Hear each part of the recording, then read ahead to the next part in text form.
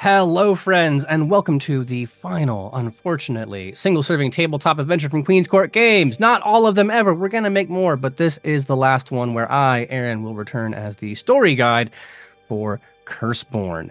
I hope you've enjoyed the 3 episodes so far. I hope you have been to the Onyx Path Kickstarter and given them your time, your attention, and your money. But if you haven't, now is an excellent time to do so, because this game of folkloric horror, of liminal spaces, of multi-dimensional monsters from all kinds of splat books we're having a blast with it. I can't guarantee you will, because I don't know a ton about your tastes, but at the very least, go give it a shot and see what you can find.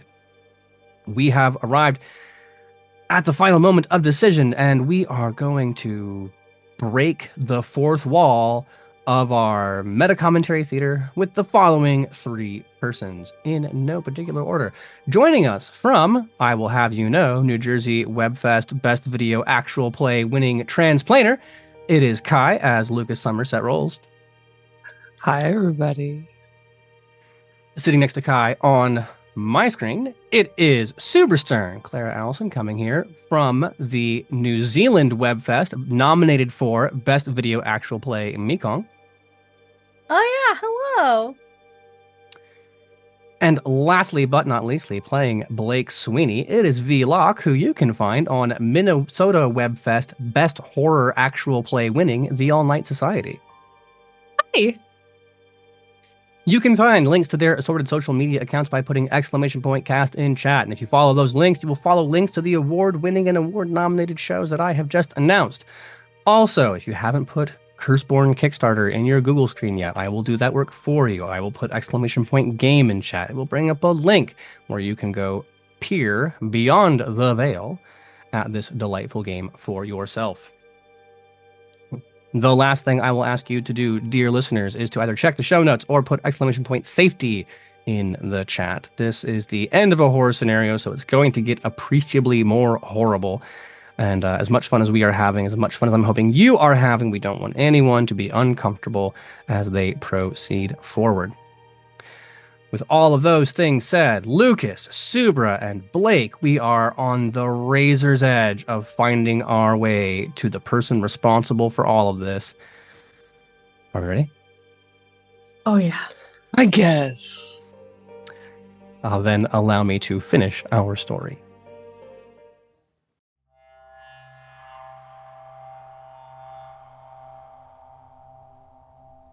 When last we left our 3 accursed, we were in the library of River City, Iowa, having participated in various degrees for various amounts of time in the many wonderful songs of Meredith Willson's The Music Man. We realize now that our goal is to escape this time loop in order to push forward to find the person responsible, the shrieking Gilbert Gottfried-voiced director. Now, we know that liminality is key to the way we navigate this universe, so we skedaddled away from the barbershop quartet that is also a solo act, and to the town's library, where we know tomorrow Harold Hill will be availing himself of librarian Marion's attention, at least until she rebuffs him, but for now is empty. That means it's ritual time, correct? Yes.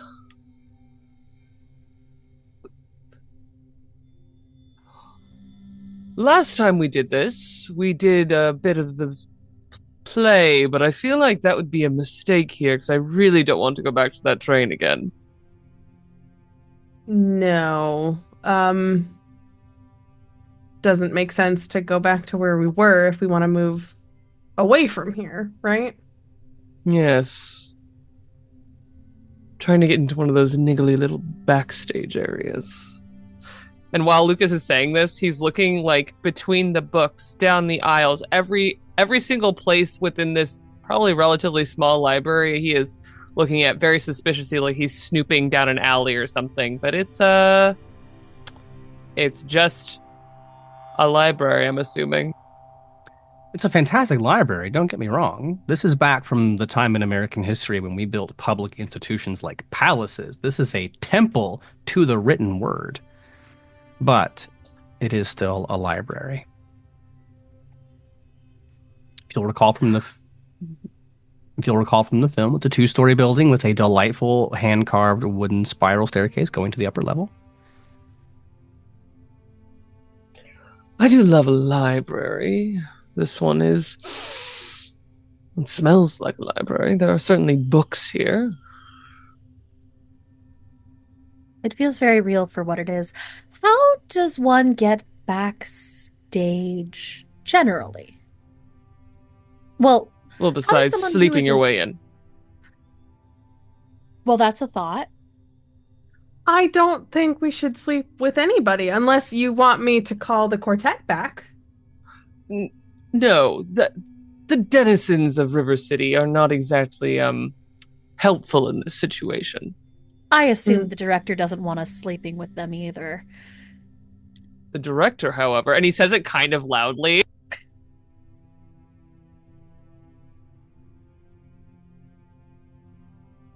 Okay, well, Fine.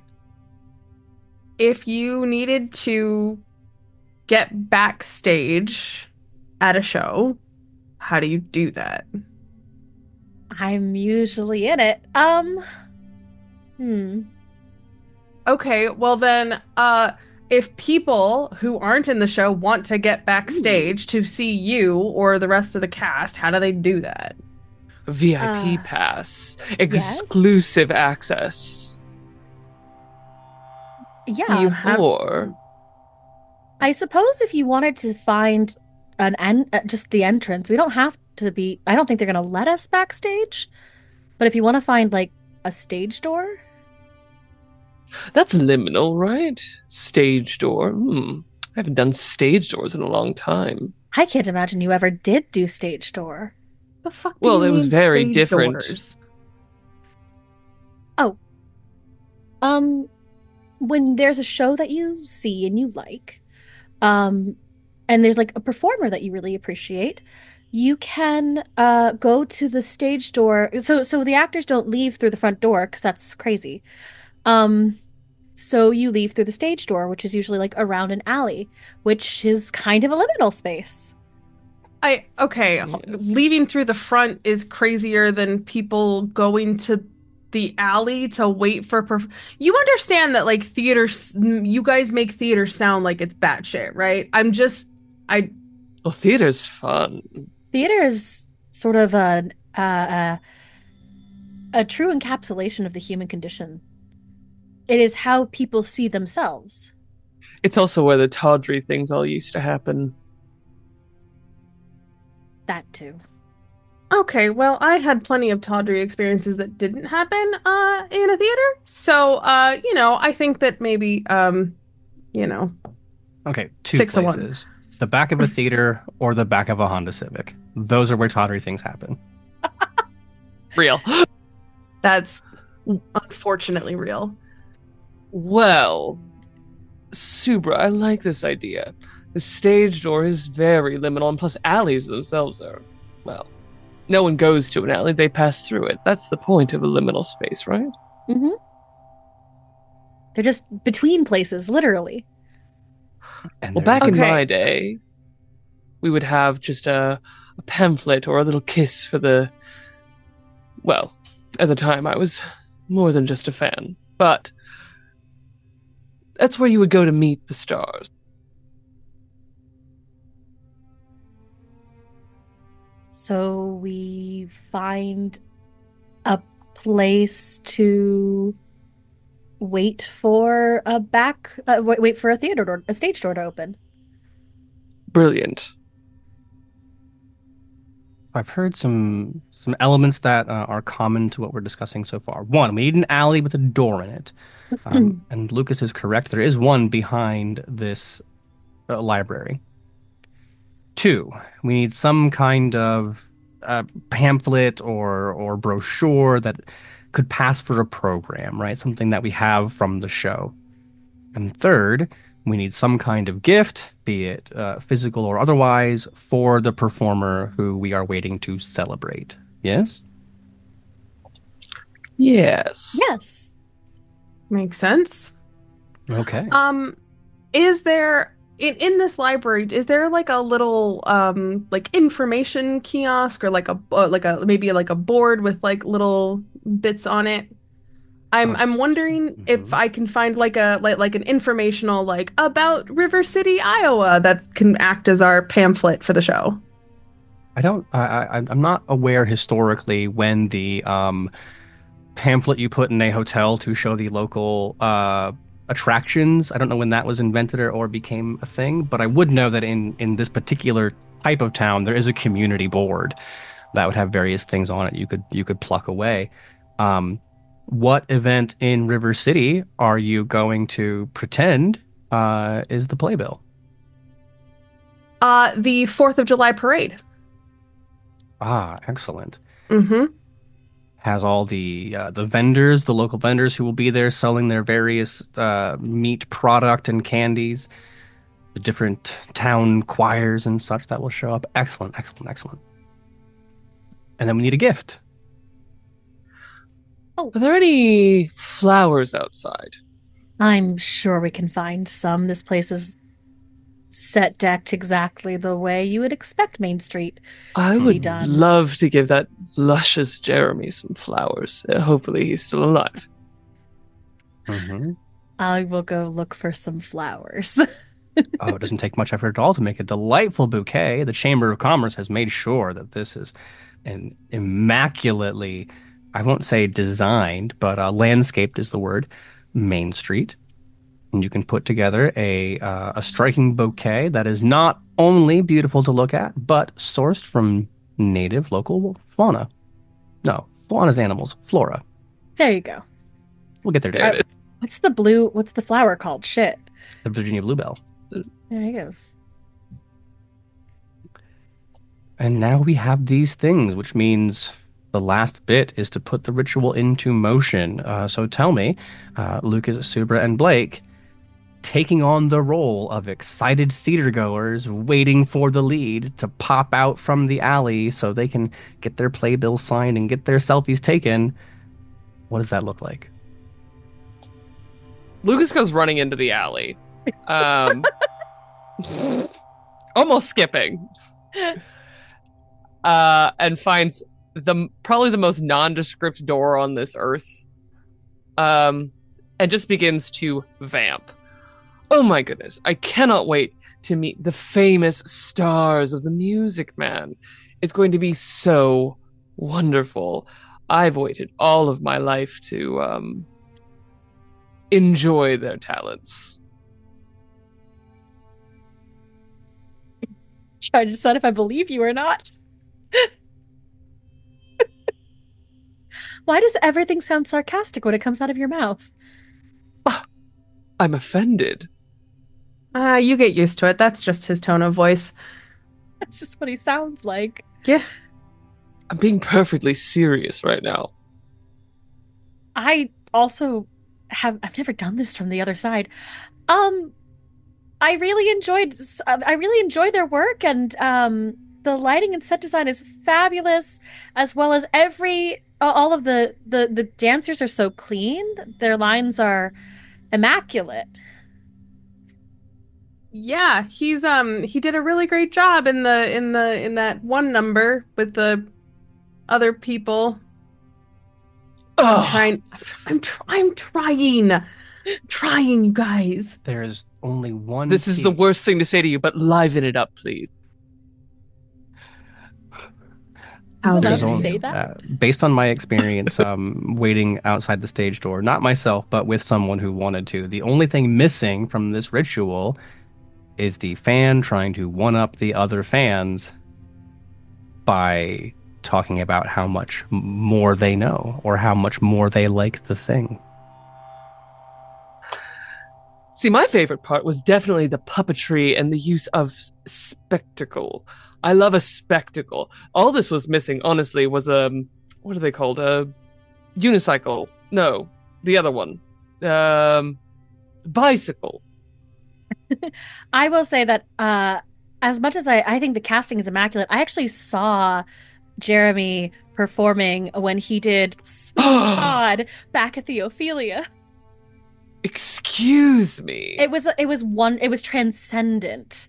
You should have been there. I Oh, think you must have missed it. his voice would have been tantalizing as Sweeney. I would like to believe that there's a part of this conversation that turns into Lucas and Subra genuinely having a conversation about the Yeah. person they did missed. And Blake is like the helpless third wheel looking around desperately. Is there someone serving drinks? Do I know anyone else at this party? Yep. Which means- 100% the vibe. So you see the door open.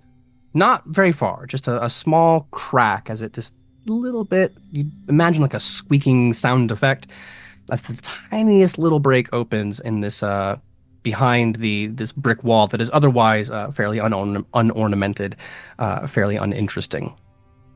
And it's entirely black behind.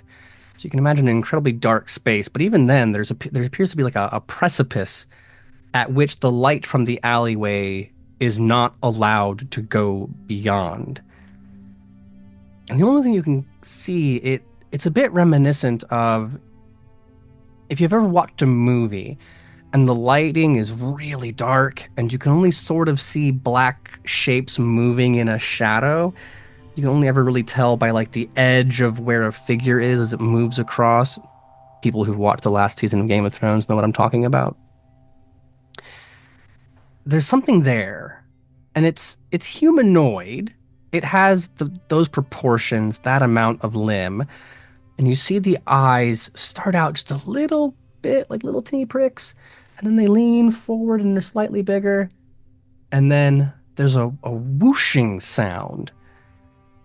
Do you ever grabbed like a sheets and give them like a good, yeah, you get that? And as they pull back, the door swings wider open. Still no light penetrating from the alley in. No sound or visual information coming out. I assume that Subra and Lucas are still have not actually noticed. Oh, yeah. They're still definitely having this conversation. So I don't want to take my eyes off the door just in case like looking away would make it disappear. So I just kind of like wave behind me and snap my fingers. Guys. Oh, but can he do the patter for there's a lot of talking. For Sweeney, of course there is. It's a Sondheim. Yes, of course. Oh, Guys, Sorry. yes, what? Blake. door. Oh. Well, has that been that way long? Long enough. Why didn't you say something? Lucas, I swear. Well, shall we? Lead the way. Who goes first? I had it. This is very silly, but because of Subra's outcast nature, I feel like she would be comfortable enough in the dark that it's not scary. I mean, assuming it's dark on the other side. That's true. So yeah, I think unless you push her way in, I think Subra will start heading in. Do it. Yeah, let's go. I imagine Blake does have the desire to go first, but also you know that your body doesn't heal, so it might be better to let somebody like, oh, I really want to, but I mean, if you insist, right? Yeah, exactly. Yep. My body is not. My body will just pop out of this plane into another one, into ours. And also, when I'm excited, I glow. So Subra takes that first step through shadow. An important question for the other two of you. Are you following immediately behind? Are you waiting a moment? I would be worried about waiting because we aren't quite sure how this universe works in all facets, and I would be concerned that perhaps if there's a time element to it that we may get transported to different areas once we breach that. So I imagine as soon as Subra is through, it's okay, next person goes. Lucas was raised at another time and will hold the door until the last. Then the following things happen in the following order. Subra, you have the what shoes are you wearing? This is actually kind of important. Fucking swear, Aaron. Character shoot? Actually, yeah, I think they're character shoes, and I can keep those on all night. They would have to be character shoes, let's be honest. Sensible T-strap, black shoe, Mm-hmm. 1.5 heel. So you are taking those first steps, and there's in the alleyway. It's not paved, so you have that nice kind of like gravelly crunch as you're walking. And then you take the first step up onto the ledge, the stone ledge of the entryway. And the next step, the heel drops like a quarter inch more than you were expecting. Because as you cross the threshold, you are not walking into a building, you are not walking into a theater. You find yourself on that honeycomb texture metal catwalk hanging above a stage. And when I say above, allow that word to carry all of the vertigo inducing height. Because looking to your left and your right, you see the lighting rig. It is tremendously oversized.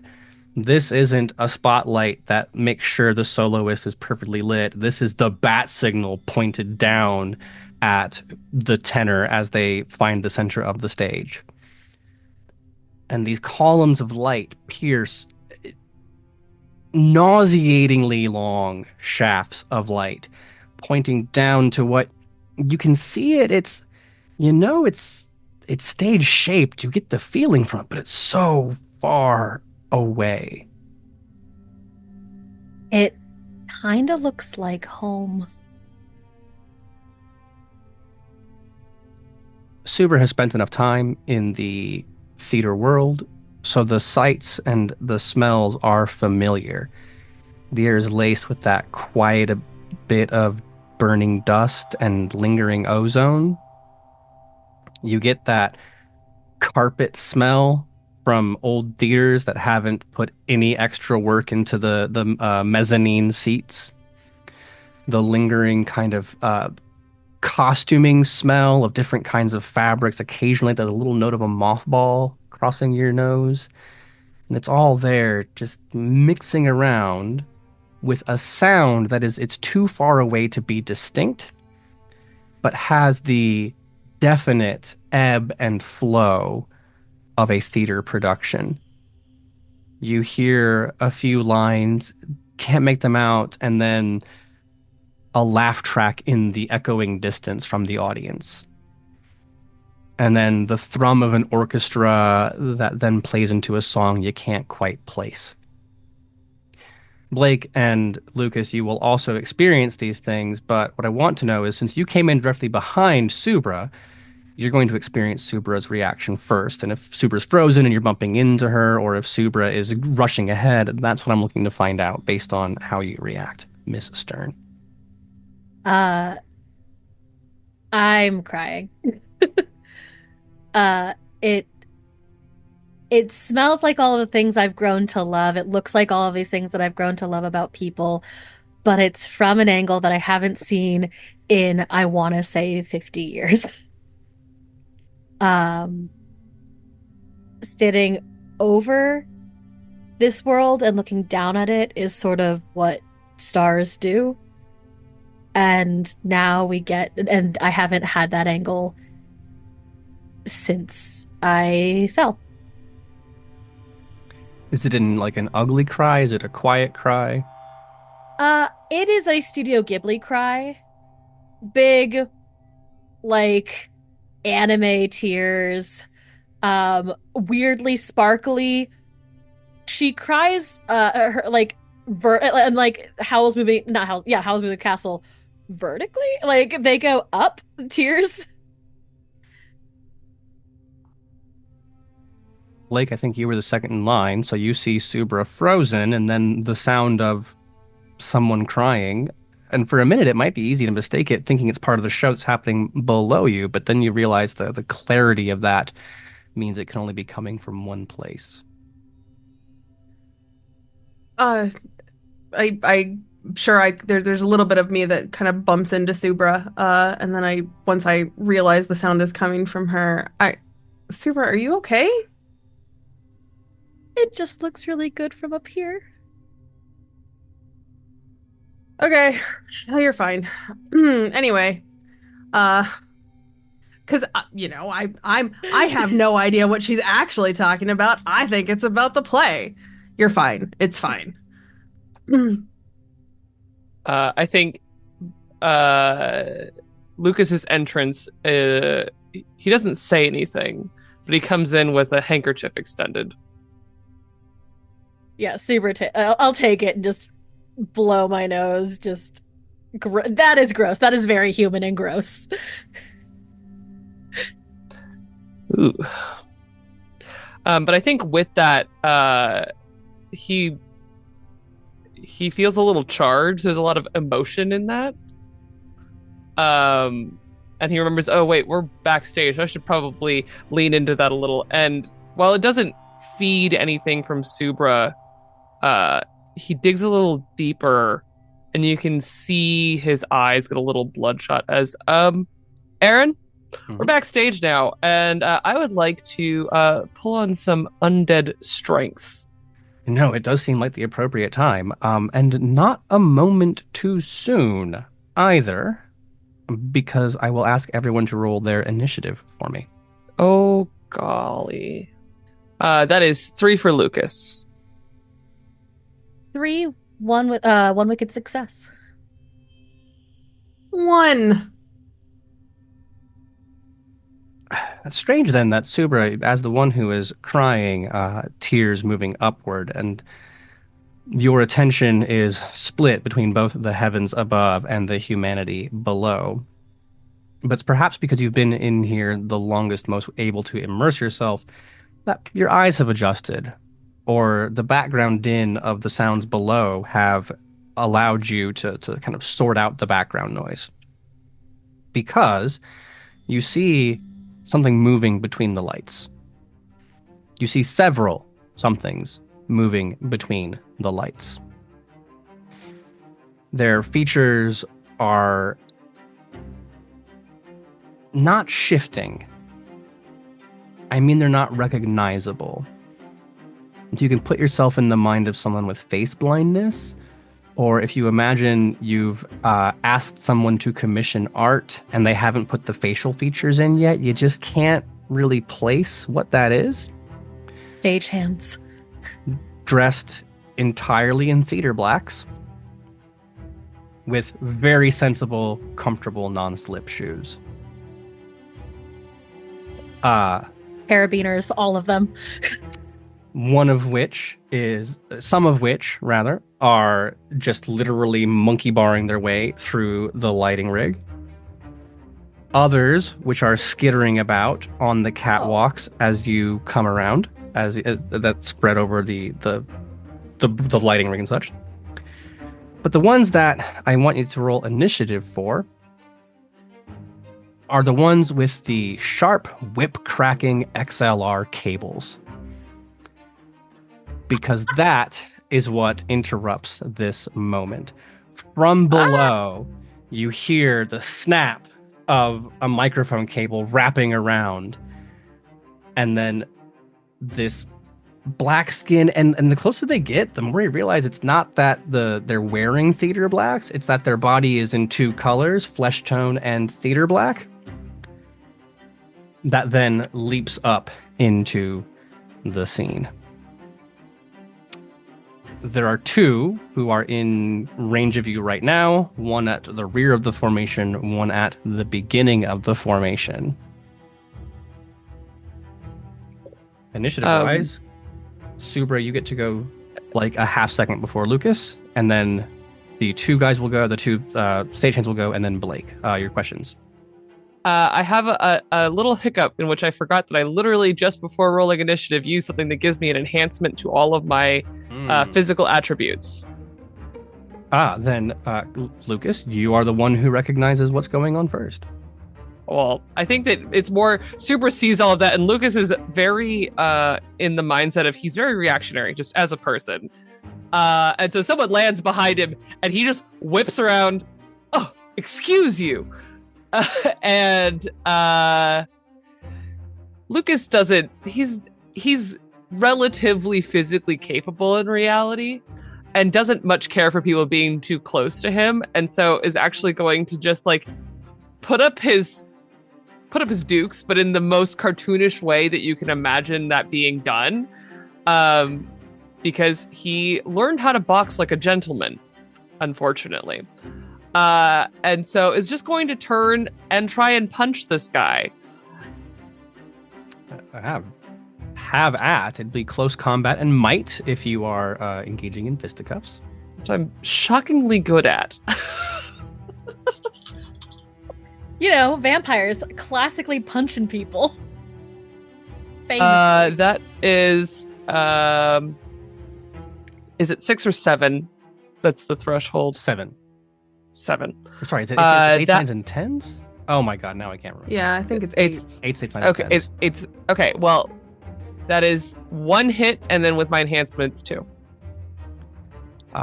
Well, this is a very junior stagehand, only has 1 defense, so you are even not at your best. That raw, accursed power of the Hungry is able to break through whatever block he puts up. And it's fully like fists kind of moving in, again, this ridiculous motion, and he just, with his right fist, just reaches out and punches this poor stagehand.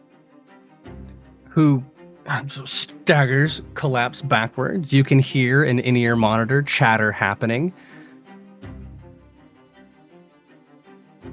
You have 1 extra success, or sorry, you have 1 extra hit, so you can spend it on a trick. You could knock the person away. You could apply additional damage. You could... I think the goal here is to knock them away / knock them off of this catwalk. Oh, that's easy. So the first, a good old-fashioned gentleman's club sparring, where the first is a nice, solid Teddy Roosevelt punch that has them staggering, and then left hook or right hook. Oh, he's got to do the left hook because it's 1-2, not 1-1. Yeah, so then left hook has them spinning and then tumbling over the edge, falling downwards. And I think it finishes with Lucas like leaning over the catwalk and watching it happen, because he is, if nothing else, like a vaudeville caricature. A good thing that you looked, because this particular creature, we're going to go above table for a moment to explain something about Curseborne. Enemies come with various tags. And this one has a tag called Explosive Demise, where when you defeat them, they burst into some kind of energy. Can you imagine if you punched an electrician until they exploded on set, what would happen? A whole bunch An of OSHA violation. Well, that too. Both of those things are true. So as it tumbles down, distance is impossible to gauge. You don't know how far down it fell, but it makes it far enough from the catwalk. And then you see the body start to blur and then start to kind of glow. And then it explodes outwards with huge arcing bolts of electricity connecting with various objects around the room. So one smashing into the bottom of the catwalk, another racing across some of the electrical equipment. Appropriate amount of sparks happening. The downside being that in that brilliant moment of illumination, you can see just how many stagehands there are. And this is not a situation where you want to be in a stand-up fight. We should run. We should all run. Then pick a direction. Well, super. No, you're next in initiative order, and there Fuck. is a very angry-looking grip in front of you. My dream. Okay. Screwdriver in one hand, amp meter in the other. In a turn that is would feel incredibly random out of character if you just knew Subra as a human. I pull out I have the crossbow. I can bring it out It is. It has this. It's made of something that is a black metal that if it was made in if it was featured in like a fishing guns sort of magazine, they'd be like tactical black. But this is different. It is made of night. Everyone, all of her friends have these. All of the people she came from, they are most outcasts warriors. She never wanted to use it again. Anyway, I would like to bleed a curse die so that I can activate brutality. And we're gonna see if I can cover the other two as we start making our way out. So I guess the opposite direction of whatever this grip is in. Mm-hmm. Not in a battle map sense. This is a infinitely spiraling web of catwalks, so there's always a direction you can go. All right, let's roll. Would be ranged combat and dexterity? Yep. And with brutality, this makes it a heavy weapon. Because, listen, we got that star gravity. What do we call it? It was ranged and... Dexterity. Dexterity, thank you. Damn. 4 hits. Ooh, outstanding. I imagine there's a part of Lucas and Blake who are surprised to see the otherwise affable dance teacher level this crossbow and not the correct weapon, but Katniss this person. Funny thing. Just more efficient. Funny thing about an outcast weapon, an outcast plane, perhaps explaining the extra hits, you do break their defense, so 1 damage for free. You have 3 extra. Among the more expensive tricks is area damage. Oh, hell yes. Absolutely. AoE all the way. I will 1000% take that. In that case, we'll say you don't aim for the closest one because Subra understands how orbital bodies interact. And if you want to send a cosmic amount of energy exploding outward, you aim for the one just a little further in the way. So Lucas yells out into a direction. Subra says, "Follow me." Blake turns and goes, "I'm not fucking following you. There's like 6 people there." Subra bolts from the crossbow, piercing the first person's like, "Ha ha, you missed." Has that face about it, but not that face about it because there's no face. Cocky posture starting to come forward, and then they get that little tingle, that electric feeling as the one behind is pierced through, I'll say where the larynx would be. Then you see it start to glow, and the explosion of electricity arcs out to the nearest people, or not people in this case. And there is a new path carved through the catwalk as the plasmified cloud of monstrous/human remains dissipates into the air around you. You go charging through it. Well, come on. That was amazing. Right. It's nothing. It really is. Let's never talk about it again. You wish. So we have a question. We need to get to Lucy. We are backstage. Where would Lucy be?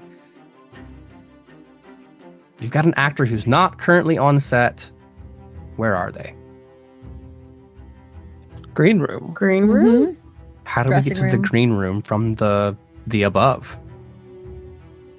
Well, first stairs down.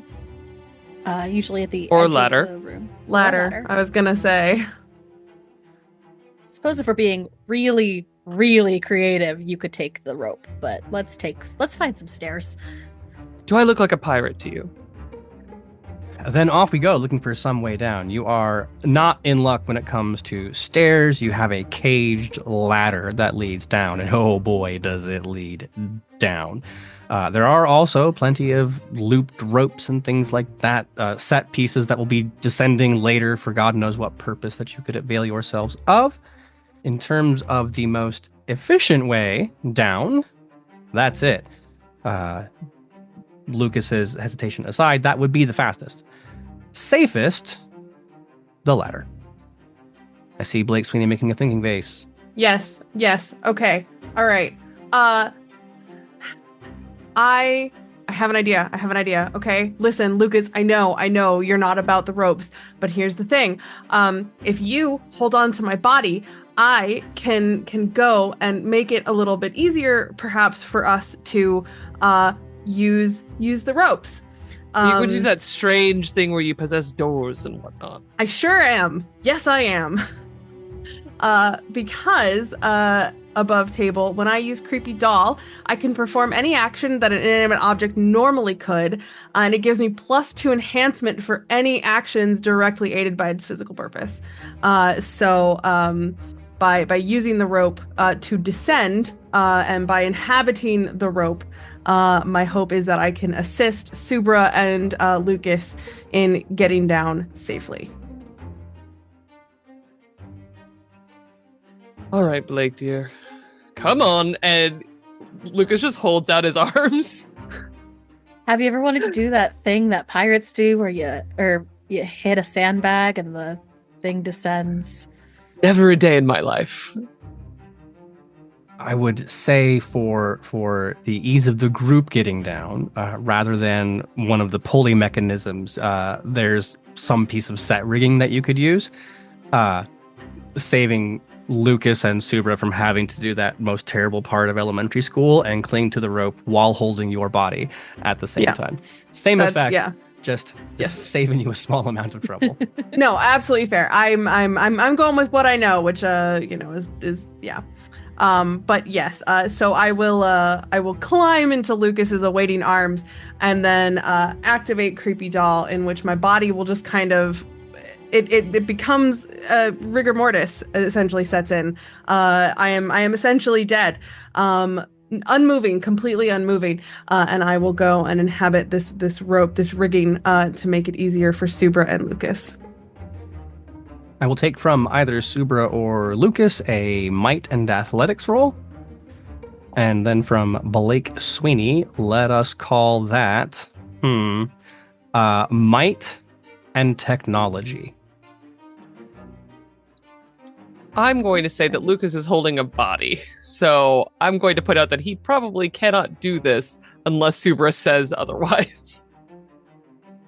Well, I had a really great set of rolls, and if I do this, it's bad.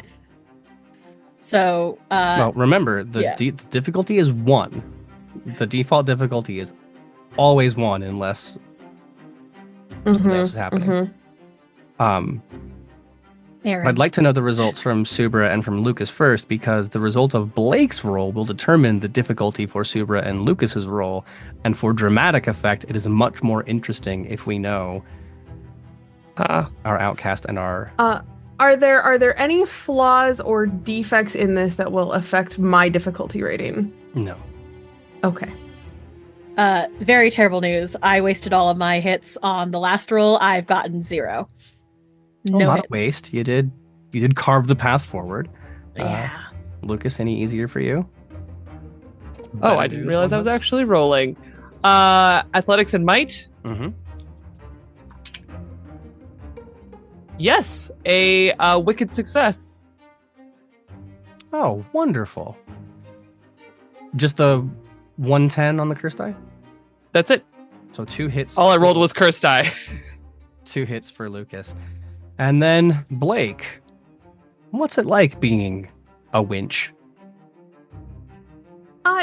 There's something fun about not being a human, being able to control mechanical parts. It's very methodical. People are weird. People talk about the majesty of the human body and how amazing it is, the circulatory system and all that. But like, man, sometimes like just a good piece of machinery, just like there's no weirdness about it. It does what it's supposed to do, and that's that. I'm a simple gear. I'm a simple spool of wire. Mm-hmm. Uncomplicated, unburdened. Yep. Don't have to pay rent. It's great. Mm-hmm. Very well oiled in this case. Mm-hmm. I reach an age where I wish I could say the same thing about my joints. So enjoy yourself as you manipulate this beautiful piece of rigging machinery. What is the result of your roll? That is 3 successes. And because they're all cursed die that I rolled, I believe that's a wicked success because one of them is a 10. Okay. Well, good news, bad news situation, because you've all just piled on huge amounts of wicked successes, as I understand, except for Subra, who did not accomplish the goal at all. Mm-hmm. The sense of urgency is what's going to be the downfall of our party for this particular moment, because Blake is not interested in being outside of their body for very long, right? Also, it's a simple life as a winch, but it's a bit undignified, and it's very quickly going to be boring. So those things together connote to me a certain amount of speed, right? Interesting part is getting on the ground, yes? Yes. Subra, you have attached yourself as best possible to this thing, but you were not expecting that 1, 2, 3, go, and then 2, instead of a nice little like lowering, someone just rips the thing off and it's ascending. But Lucas, possessed of supernatural strength and holding Blake Sweeney's body, you will be able to avoid the worst of the situation.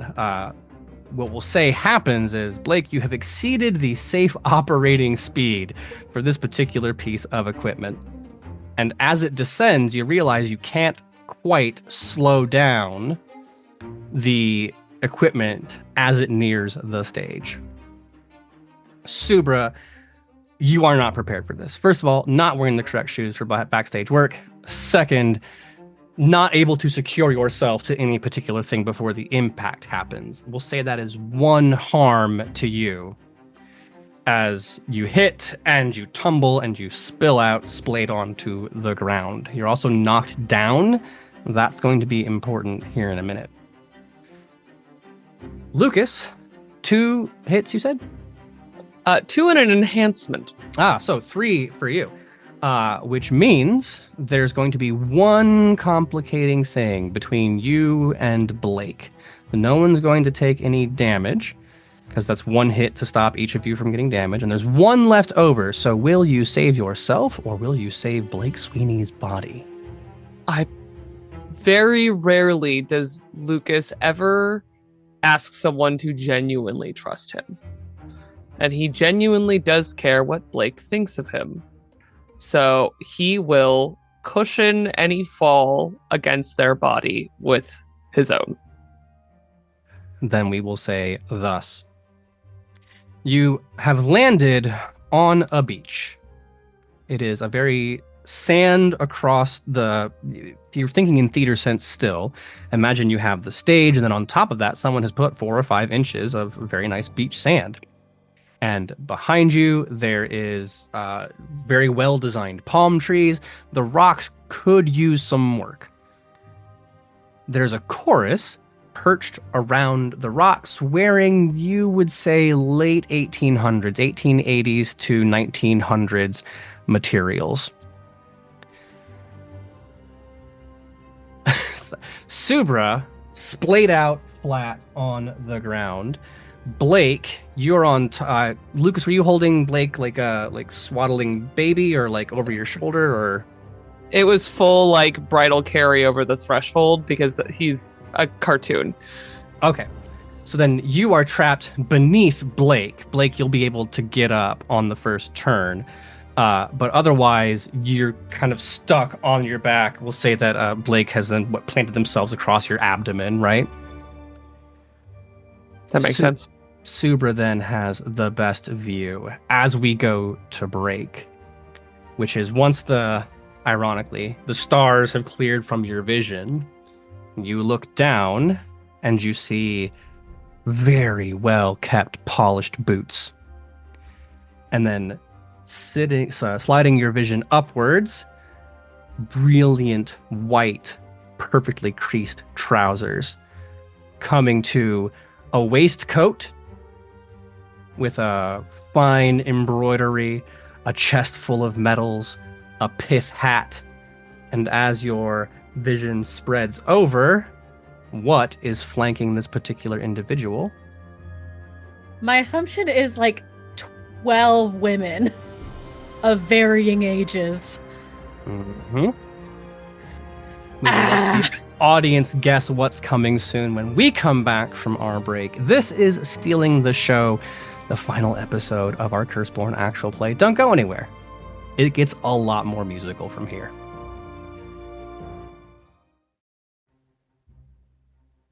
And we are back. Those of you eagle-eared and eyed and educated viewers in the audience know where this is going.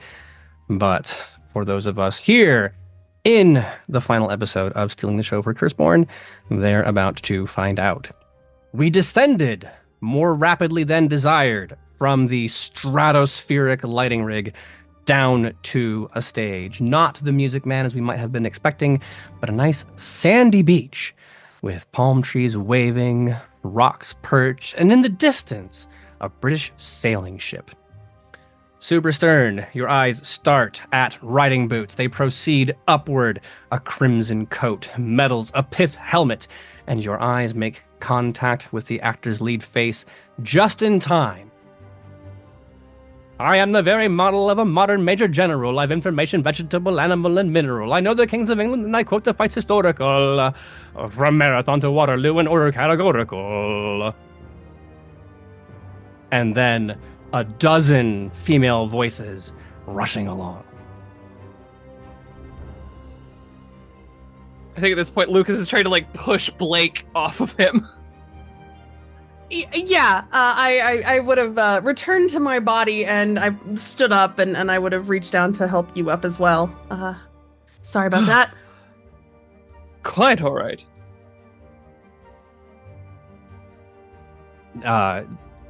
One problem being is that amidst this patter song, Super, since you've asked in the past, and Blake, you've asked in the past, I will also let you know, these are real humans. Very much the same experience in terms of are the parts in the right place that you've had in the Music Man. But beyond the music and the giant crashing orchestra, this song has you can see the conductor. He's getting all the range of motion in his arms as they play through. You can see stagehands. Oh no. It's been a while since I've heard Sondheim. The Lucas Sullivan. Stagehands. Sorry. the general. Right. Gilbert and Sullivan. The general stepping over Subra, heading up stage. I'm very well acquainted too with matters mathematical. I understand equations both the simple and quadratical. For their part, the audience, the cast have not noticed or cared about you. Great. Unfortunately, the stagehands do. So I think we should go. And I'm gonna go. Where do we go? We're on a beach. Backstage again? Fudge.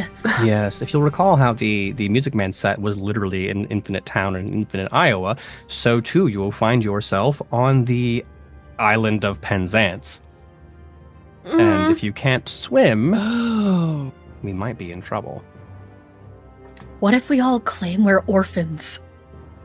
What? Never mind. Don't look the part. You look. Actually, okay. I'll do. I'm gonna get up off this beach and I'm just gonna start running away from the stagehands. Run. If they are along the beach, then I'm running into the water because whatever's happening right now, I just need to get away from the stagehands. Oh, going for a swim.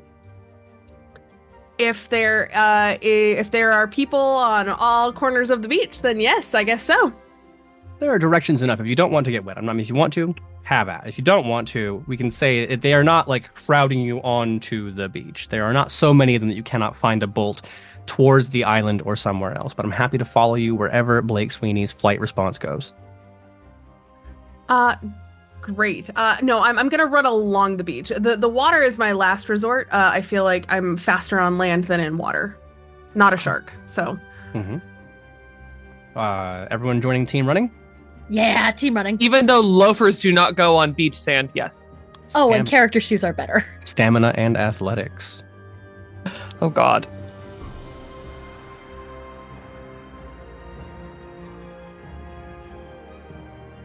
Oh no.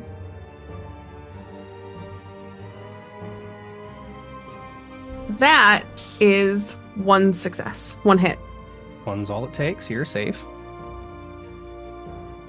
Lucas making a less enthusiastic face. What do you call it when you have no successes on anything? And it's all cursed dice. Oh, what a delightful kind of failure you've stumbled into. Subra, you have 2. No, me too. Oh, also you. Delightful. Yeah. Well, this is quite helpful, actually, because when you fail in this way, you lash out in your cursed nature, right? And Subra, you're the one who we're gonna pluck on here. But Blake, excellent 40-yard time. I don't want to lose sight of that. You are going to make some good distance. As Lucas and Subra, it is not that you fall over and stumble down. It's that you are not making as good a progress as perhaps the enemies are. We'll see what they get. Yeah. 3 successes for them. So, barring the thing we'll talk about, they are going to, the stagehounds, charging after. Blake, you're far enough ahead. You can look behind over your shoulder to see first the comical plumes of sand flying up behind your shoes as you sprint. And then a costume grip, not grip, but someone from the costume department running forward has one of the pullover British peasant dresses, you know what I'm referring to? The default stage outfit for a chorus member in this show. And is coming up, arms raised, to pull it down over Lucas. Where then another is the stage manager whose job it is to wrangle actors back and forth, and is one hand out reaching for Subra's, like the collar of your shirt. Because your cue isn't there yet, don't go on stage! That kind of vibe. Tragically does not have the giant stage hook. So they are going to grapple you. No idea where they're taking you, but that's where the situation is right now. But Subra, you are the outcast. You've made this wicked success. You more than anyone can see through this. Can I ask you to roll Esoterica and Intellect? Not a bad pool. Come on, no whammies. 2 successes. I'm only rolling cursed dice for a while. Mm-hmm. Gonna want to burn those off if things don't go. If things start to get a little messy. Well, let's see what happens next. So this is good news. You understand the rules. You're starting to figure it out. You thought the Music Man was an isolated incident, but we know at least there are 2, correct? And when you were reminiscing about a previous life up in the lighting rig, there were multiple sets all around. You know that in the Music Man, how did you get off the train? Yeah, we finished the song. So there's some kind of rule here. There is some sort of passphraseology that you could use to transition between perhaps different sets. So I'm panicking. And the problem is when you ask somebody who's panicking, think of a song. Think of any show. None come to mind. So I'm gonna take a wild guess and reach for the first musical that comes out of Monogynous Subra. And as she's being dragged away by a stagehand, go, "The greatest magicians have something to learn from Mr. Mistopheles' conjuring turn." And we all say, Oh, the audio explosion that follows, because that's the line where the entire chorus lights up. And it's a brilliant white flash of light as you get to the apex of that, and then like the orchestra's holding that note, and then like a flashbang, the set changes.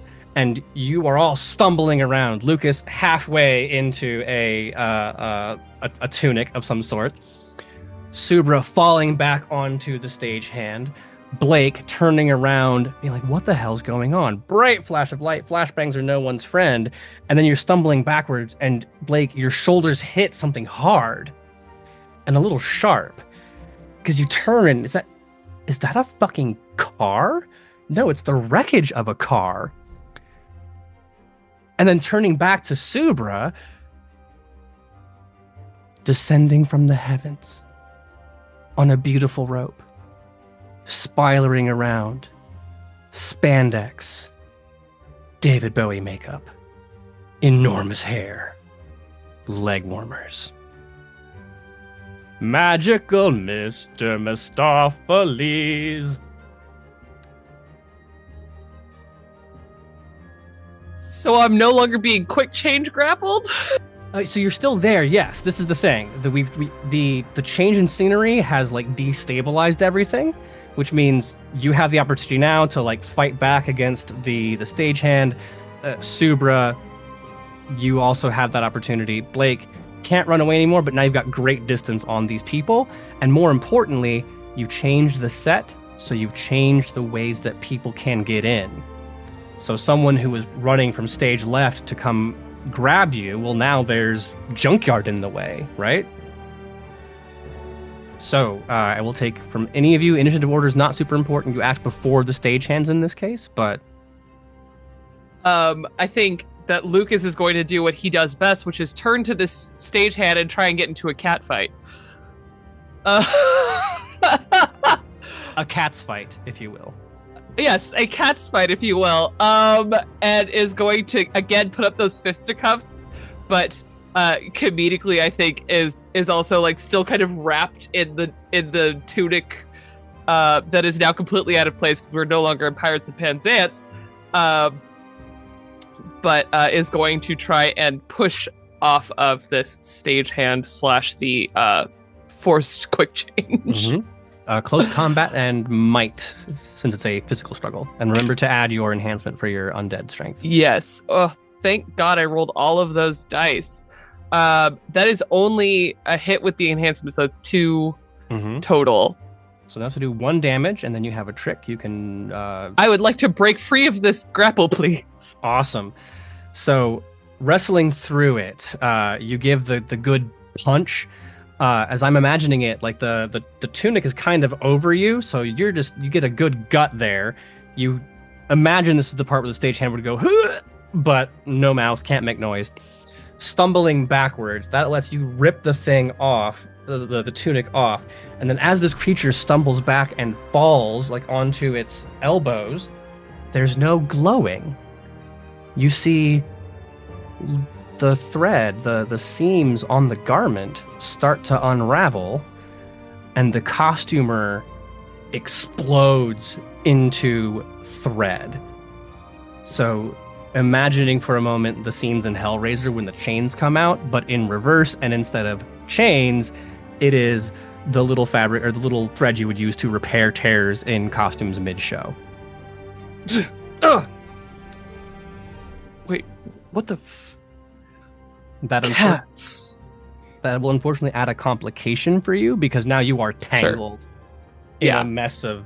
You are a ball of yarn, a comic ball of yarn. In a junkyard of cats. Cool. Mm-hmm. Subra, Blake, turning to you. So Lucas is free, but tangled. So I think, am I close enough that I'd be able to close the distance and help untangle Lucas? Yeah, I'll buy that. Okay, then I would like to do that. Would you like to call that dexterity and athletics? Oh, sure. I think also if it's not, it could be survival. I'll take either one of those on the off chance you have more survival than athletics, but I don't think you do. I do, actually. Oh, well then... I have 0 athletics in this body. Break out those Girl Scout skills. 1 success, 1 hit. All right, then that's enough to buy off the complication for Lucas. So describe that scene for me. I close the distance. I'm not super athletic, so there's no parkour or anything like that. But I get to Lucas and I just start grabbing at tufts of this thread. Ideally, it's not so. Lucas hasn't moved so much that it's totally wrapped up in him. So it's pretty easy to kind of be like, no, give me this, like pull your arm this way, do this, do that. And I'm just kind of grabbing chunks and pulling it, but making sure not to make the situation worse. There's a little bit of dexterity in making sure that he doesn't get stuck even more than he already is. I think some of it got in my nose. Well, better in your nose than, I don't know, wrapped around your arms and legs, I suppose. So. Thank you. Subra, you are the last among us who has yet to act, and you have a friend who is near you, attempting to put you back in the green room. I'd rather not. What do I have to do to get out of this grapple? It would be close combat, and might is your fisticuffs skill. Oh! But if you have a cursed ability that you'd like to call upon, or an outsider ability you'd like to call upon, there are all options there. Well, I still have I guess this is a new scene, so almost literally. So I'd have to reactivate brutality. So let's bleed a cursed die to do that. Which is rapidly fixing my pool. And then does that mean that my fisticuffs count as heavy weapons? Yeah. All right. Time to punch things, I guess. Let's see here. Uh-oh, what have I done? Sorry, I have, that was dumb. I have 0 for, never mind, I have 0 for close combat. And also wicked success. Yeah. Loving this. So, Subra fists like a neutron star, forming dents with your hatred of this particular moment. The thing about cosmic level forces is that the scale's all wrong, right? Like, humans can't conceive of 100 miles, let alone 100 light years. So when Subra is like, I don't want to hurt this person too bad, I'm going to turn it down to like 10%. You don't realize that your 10% is still enough to like send Mars spiraling out of orbit, crashing into the sun. So, given that it's brutality, I'm imagining this is like fists up and then... It is, you ever get kicked in the face by a can-can dancer? No. I don't advise it. And one character shod foot is going to connect with this poor stagehand, who's just doing their job. Just doing their job, indeed. The brutality, of course, more than enough to end the life cycle of whatever this particular creature is. You smash into it. There's another explosion as it hits the ground. This time, I need everyone to roll athletics and dexterity as an... Imagine a grenade, but instead of metal bits, clipboards. No successes. All right. No successes. Okay. I'm imagining it's the shock then, because you've seen fire, you've seen lightning fabric. You do not expect clipboards. Everyone takes 1 harm as you get battered in various ways, either clipped edge on by it or just straight up battered in the face by the call sheet from this particular play. I gotta stop taking harm. I think we see one of the clipboards like fully smack Lucas in the face, and it's like vicious paper cuts. But then, because I'm assuming we're about to hit a new round as well, you see them knit back up as his undead strengths can regenerate 1 injury at the beginning of each round. Blake and Lucas, opposite ends of the spectrum there. Your 1 harm is just going to be a bruise that never goes away. Where on your body is that bruise now? That bruise is like my upper arm, which really sucks. I assume it hits me because I'm positioned such that I'm still in the direction of like facing Lucas. So it would have smacked me in the arm, and there's just this nice little welt there. Not super great. Not super great. There goes my desire to ever wear tank tops ever again. A sleeveless dress off the table for Blake Sweeney. Yeah. What is your question, Clara? I remembered we had like a pool of collective like successes that we could bank. Are you talking about It momentum? was Momentum, that's what I was thinking of. Oh. We do have momentum. Yeah, you have 3. Yeah. I can't use it for this though. I just need to start rolling better. Yeah, you can try 1 for 1. You can buy enhancements. Mm-hmm. So you have to already have had a success. If you want to not fail, the default cost is 2. Yep. Yeah, that's what I thought. Okay. And then instead of knocking people around and stuff like that, you can buy momentum that way. Well, let me try to get roll. I'll roll less like shit. Sorry.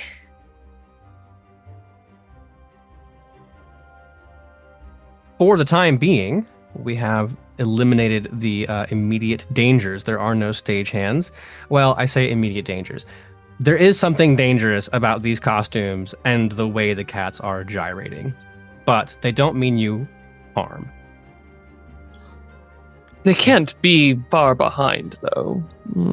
No, you have just a minute to collect yourself. What are we trying to do? Where are we trying to get? Okay. Do you remember?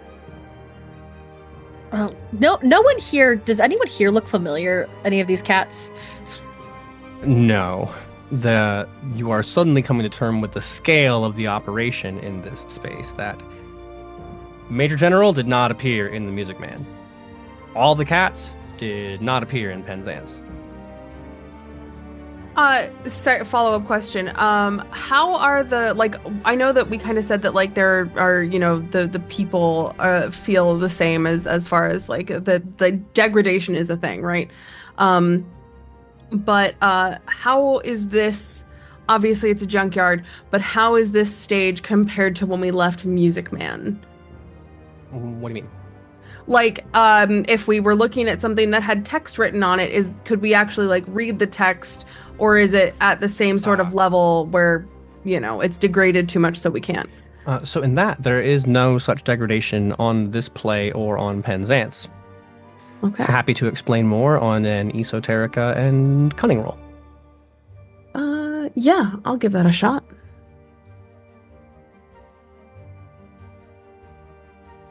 Ooh, that is 3 successes. And my 10 is not on my hunger, so not a wicked. Or not on my curse, so. You're going to take those 2 extras and burn them for momentum? Yeah, absolutely. I have a feeling we're going to need them. Puts the root to 5, and with the 1 hit, you need to get the answer. Each individual production is self-contained. And you know the degradation happens when it goes to when it resets, right? Mm-hmm. How long before it resets? How long before it finishes? That's the question. So you've had a tape, right, as a child. And if you let it play all the way through and rewind it, it lasts longer than if you just play that one song, rewind, right? Mm-hmm. So we can expect that these, at best we can tell, these productions have not been interrupted until y'all showed up. And then second, we know there are understudies, right? Because the cast kept changing in the Music Man. So there has to be somewhere else that these people are going or being kept in between shows. Okay. So how do we break out of here into there? The stagehands are interrupting you because you're not supposed to be here, right? It actually, we might need to go with the stagehand. Ooh, no. Think about it. If we're supposed to go where we're supposed to wait for our turn, wouldn't they put us back there? Yes, but what's our turn and what place would that put us? If you wanted to get with the actors who weren't on stage, or if you had a problem that needed fixed, what would you do? I guess we can play along with the stagehands. Well, we've kind of destroyed the ones here. Which Well, then we'll go find some other ones. Oh, I don't know. Come with me and you'll be in a world of pure imagination. a wonderfully sweet song. In this case, it is not that blinding white flash. It's a wavy mirage-like video transition as your field of vision starts to kind of fog over. And then in the movie version of this, you would realize that we've just put a plate of like a frosted candy glass over the lens. And as it peels away, you find yourself on a rolling, whimsical, green, hilly landscape. Mushrooms popped up, the deep, overwhelming smell of confectionery. A burbling river in the background, deep and rich, a creamy chocolate. Well, that worked wonders. I've always wanted to do this. And immediately, Lucas is going to kneel down and pluck up a mushroom. You're ready? What flavor would you like it to be? I think in his little accursed heart of hearts, he wants it to be licorice. Red or black? Oh, black. Excellent. Red is not licorice. That's an opinion. It's correct. He wants it is to a be fact. Licorice root flavored. Well, we know what happens in Willy Wonka when greedy little children avail themselves too enthusiastically of the treasures of Mr. Wonka's chocolate factory, don't we? Get murdered by Oompa Loompas? Just gonna trying say. to get stagehands for someone to come, but also he's just a menace and wants to be the bratty child. Well, in this case, Lucas is correct, because as that happens, there's a Willy Wonka figure, tall, narrow, has the cane, leans forward, very disapproving, like a sadness tut, right? Willy Wonka isn't a menace in this version, but he's just disappointed because you're not going to be able to make it to the end. Reaches forward, blows the whistle. Delicious. Doodle-dee-dee. Bad things happen when you eat too many sweets. I wasn't ready for that, but the song proceeds, and Lucas, assuming you go along with it, they are gonna Oompa you out the Loompa. Are we going with this? It's hard to argue with a dozen tiny men carrying you. You're right. And he just kind of like leans into it and luxuriates. Now, Subra and Blake, according to the rules of the show, you have to find a way out. How do you break the rule? How do you break the rules of the Wonkaverse? I have always wanted to do this. I will take a bite of I'll grab one of the little teacup flowers and take a big old bite. Butterscotch. Honestly, it's fondant. It's upsetting for everyone involved. Oompa Loompa Doodle-dee ditch. We worked really hard. Don't be a bitch. That's not the song, but It is now. It is now. Well, here's the problem, because while Lucas and Subra have always wanted to eat some of the things, I've always wanted to know what it was like to swim in that chocolate river.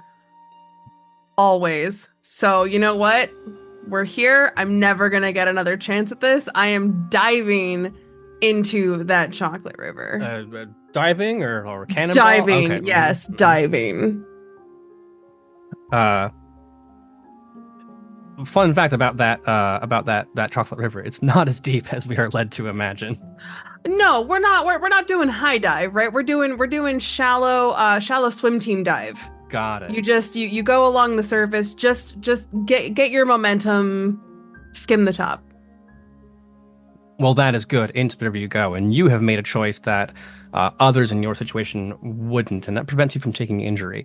We don't talk enough about how deeply dangerous the factory is and how the safety standards are, but Willy Wonka isn't entirely to blame because the children were the responsibility of their parents, and at different points did circumvent obvious safeguards. So as Blake Sweeney dives into the water, you get Oompa, loompa, doople-dee-dare. The court finds you breached your duty of care. Oompa, loompa, doopa-dee-disc. That's what the judge calls assumption of risk. As you are hauled off into the into the backstage area, the last line is supposed to be Oompa, loompa, doople-dee-doo. Only a partial judgment for you. I'm so happy right now. As you are at most 60% responsible for the harm that has fallen upon you. But not in this case, because Blake Sweeney has dove correctly. And thus we arrive. Lucas, first out the door, the very second you are out of the camera range, whatever the camera or the audience would be, you are dropped down. There is somebody. There's already a fawning stagehand there who's ready. Has a towel or a napkin, something for you to wipe the candy off your face.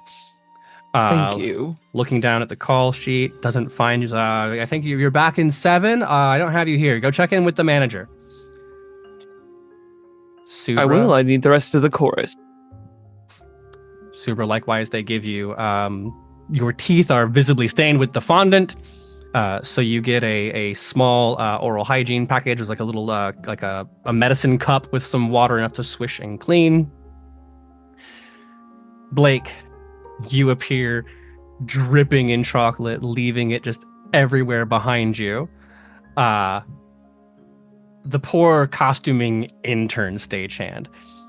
All of the various stagehands have been of roughly the same size. This one is visibly smaller, and even without a face, incredibly upset that this has fallen in their lap. Again, speaking, no mouth. Is it in my head? Is it allowed? Unclear how the rules here work. Was waiting for you with like just a towel, and then just kind of lowers it defeatedly as they see you are covered.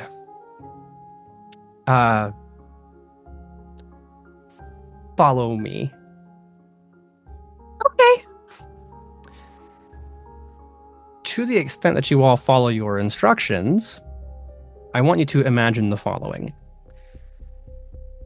Behind stage at a theater company, all the various departments, all the dressing rooms, all the racks, multiplied like a factory farm.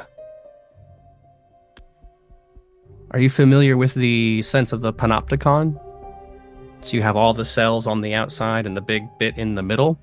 Well, in this case, the cells on the outside would be stages, and in the center is like the theater industrial complex, an infinitely stacked silo of green rooms and catering and offices and all of that. So Blake, as you proceed, I think it makes the most sense that Subra, you've been left to your own devices, and Lucas, they just say go check to the manager, but that's not this person's problem, so they're not going to follow you. That Blake is the one you would kind of coalesce around. Yeah. So then you arrive in the costume department, and I am talking lines like bread lines in the Great Depression. Hundreds of actors from every conceivable stage production lined up, getting pieces traded in, getting pieces traded out. Turn left, makeup chairs in every direction, where hundreds of actors and hundreds of stagehands moving in unison, stenciling all the various bits and bobs onto their face and elsewhere. Oh, What wow. an operation. Yeah. This would require so much power. Oh, God. We're probably out of our element here. Yes. We should leave. Yes, we should leave. How? What do you mean leave? Well, we found our way through with all these liminal spaces and things. Why don't we find our liminal way out? And okay. Let's say that we do that. Are we just gonna take ourselves and head out and just leave? And I kind of like gesture to the hundreds of bodies inhabited by human souls. This is a lot of people. I have no idea how we'd get ourselves out, much less one person that we came here for, much less this many people. And Lucas is like actively all the places, Blake, where you know that he would be like, well, I don't care about them. He's having a hard time saying that. So he's kind of glitching.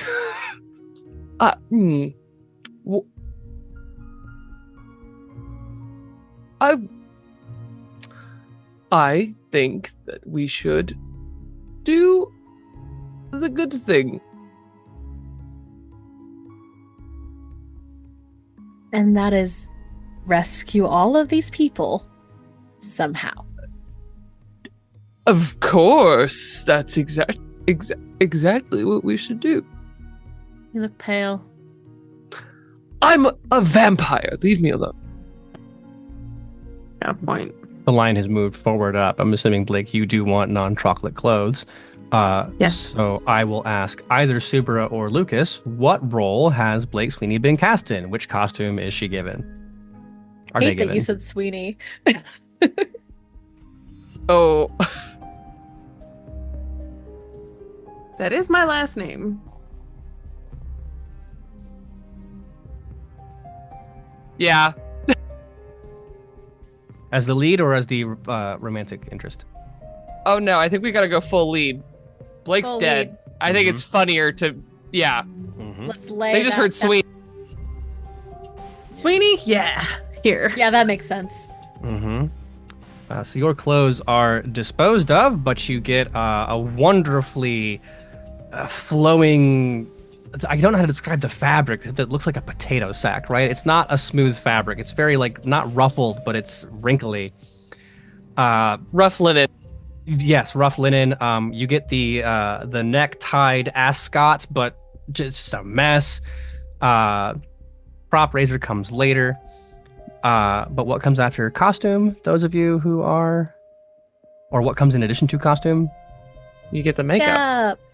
So I hope you like your new look, Blake Sweeney. Oh my god, this is like inhabiting a new body, but it's still my body. This is crazy. You look like what people imagine Lucas looks like when they think of vampires. This is I like the this is- sallow this is cheeks. They look good on strange. you. Yeah, they do, don't they? There might be something to this acting thing. I really wish that they hadn't taken such influence from Tim Burton with later productions of this show. Mm-hmm. Well, you know. The heavy eyeliner's nice. Taking some more time to banter as opposed to rescuing Sorry. the children or the Oh, people yes. here. I figured this is happening. These conversations are happening while the makeup is getting applied. Yes. All right. Well, So, can we Pied Piper them out? I think we have to go find the Piper. The director. Hmm. That blowhard. Okay, well, question. How, like, I mean, could we find a production that's like in rehearsal? So like the director might be more involved than one that's like actually running? Because then we'd actually be able to like get some face-to-face time with him, right? And how would you identify that production? Assuming you're in the middle of the meat packing plant equivalent of the theater industry. We're in but someone had to have checked a call sheet or something to get Blake Sweeney, right? Mm-hmm. So I assume there are other call sheets for the costume department of people in production, and seeing who's doing costume tests versus people who are doing, or fittings even. Mm-hmm. I'm gonna go look for one. Okay. I will say, if you want to be able to just like yoink one off a table, steal one, we're talking dexterity and larceny, but you might be able to persuade a stagehand. I'm going to bleed a die so that I can slip off the mask, which is something that outsiders do, or outcasts can do. An outcast can let a portion of their alien nature slip through, helping them with social interactions. This gives an automatic hit to the outcast, which applies before the roll on a relevant influence action. For example, if a very, very upset dance choreographer showed up because the costumes for the production cannot be moved in. I've been waiting a long time for you to do this in this particular universe, and I'm glad you have decided to do so now. Oh, now I'm scared.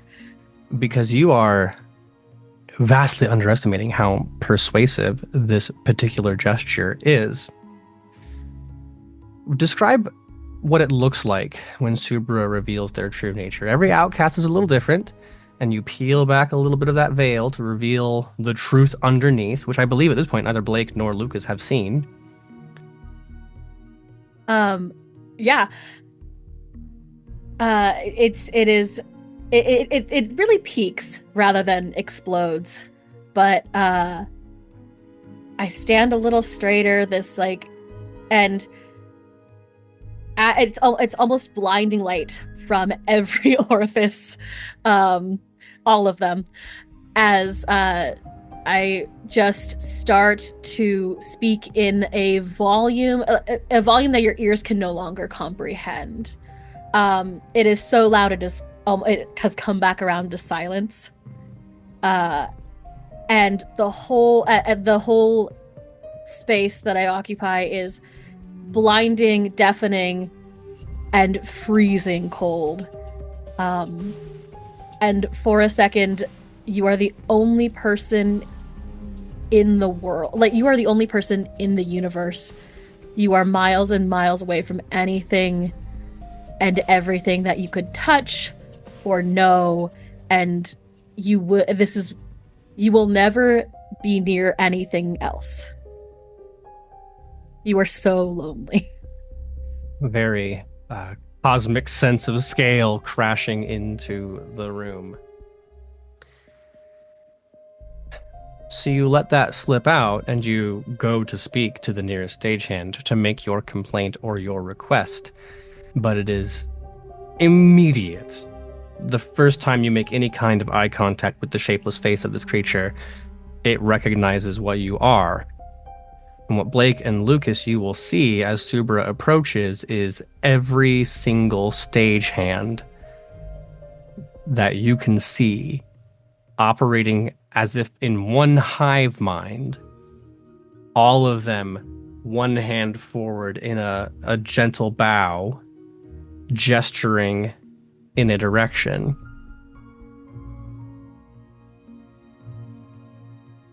We're either headed to see the manager or getting escorted off the premises. Let's go.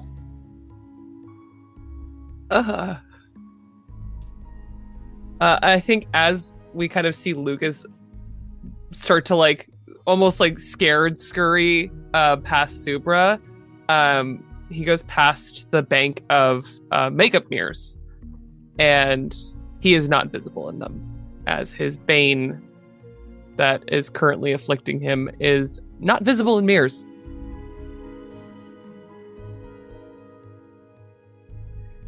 You'll proceed a certain distance until you arrive at the stairs. And here, there's a larger stagehand. You're starting to see now, a bit like orcs, they are ordered by power in terms of size. This one, much bigger, broader shoulder, Dorito-shaped head, 6 hot dog neck kind of stagehand. And he looks at Subra, down at Subra, because I'm talking like Jason Momoa, big man.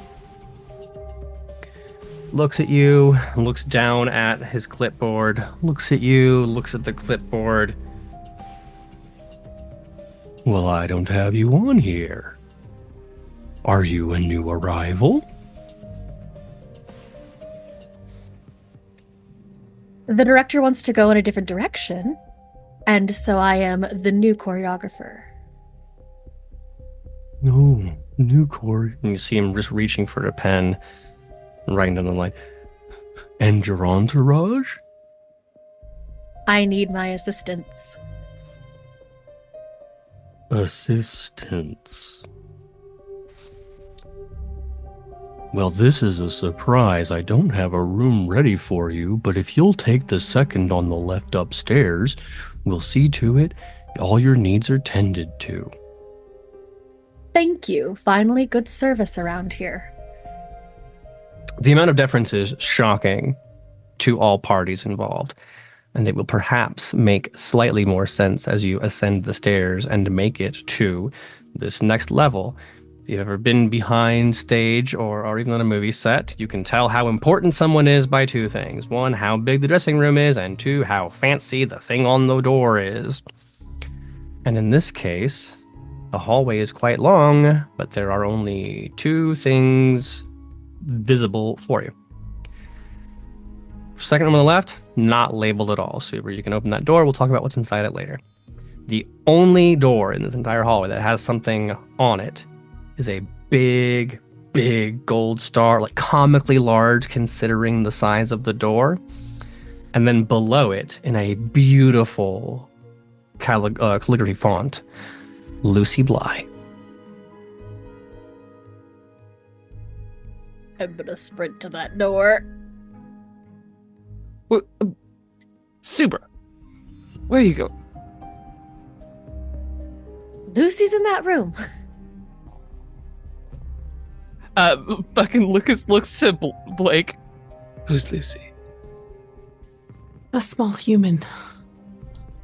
Oh, the missing child. Yes. All right. Yes. Throwing the door open, listening at the door, pausing, looking, just kicking that baby down. Ah, Lucy. I am Subra. Is too good, too sweet. Throws that door open. Mm-hmm. It is, alas, empty. Save for a stagehand. This one matronly in form, because child actors cannot be left unattended and must have someone on set who is going over various amounts of paperwork. You burst in. She sees you. We're still in the same scene. You're still leaking. And she goes, Oh, how exciting. Another one. I'm so sorry, what? Well, Lucy's been having to do all the work here all on her own, but the director, he's found another one, and that means that it's going to be so much better around here for us. I'm so sorry, what?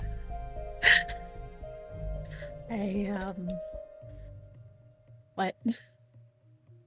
Well, you're a star. Oh, I just got the pun, and I hate you now.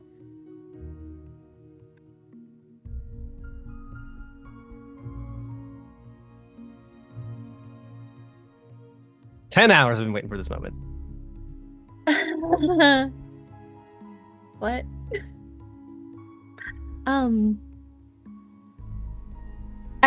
Lucy is where? Lucy's, hold on. What? I don't know how much back and forth you and I need to do here, but I will take for granted that Subra is struggling to connect with the moment. Lucas or Blake, if as the star's entourage, if you would like to jump in and manage your talent. more than Yeah, absolutely. As Super just stands there repeating what over and over and over again, I'm gonna just kind of like lean in and just be like, I think they mean that she's an outcast, right? How familiar am I with Lucy? Oh, not at all. Okay, that's what I thought. Didn't know she existed until she went missing. That's valid. Okay. Yeah, I guess I never got the chance to see her. That does make sense, though, because that's a lot of energy. Are you the choreographer? Anyway, it doesn't matter. One of my students was the choreographer. Oh, that explains way more. Okay. Yeah. All right. So, excuse me. Yes. Subra here is the new choreographer and actually is supposed to meet with Lucy. So where is she? And can we set up a meet with her now? Oh, I'm afraid that's not really what I'm in charge of. You would have to speak to someone else. I'm sorry. I'm just here to make sure Lucy's okay. Okay, So can you know tell us who to talk to then? Do you know where she is? Oh, I mean, the director would be happy to help you. Yes, the directors. Speaking of, where are they?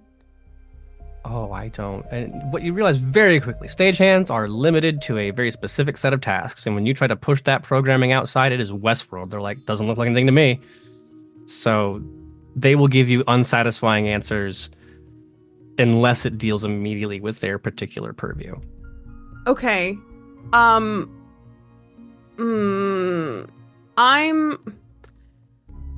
chance that what are the chances that this person has ever actually like met the director, and if I were to say have them recall a memory that would lead to helpful information?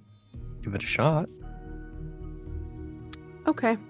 Yeah, once I kind of realized that this is going not in the way that I would like it to, I'm going to bleed one of my curse die, and I'm going to activate Memoryscape.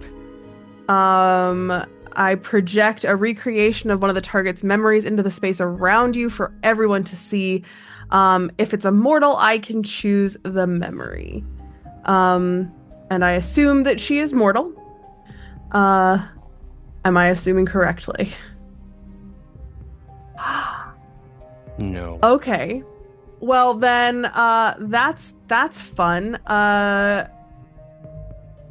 Well then this I'm sure will be terrifying, because if she's not mortal, then she gets to choose the memory that we see. Yeah. Blake is going to themselves learn and also allow Lucas and Subra to learn a lot more about how this place operates.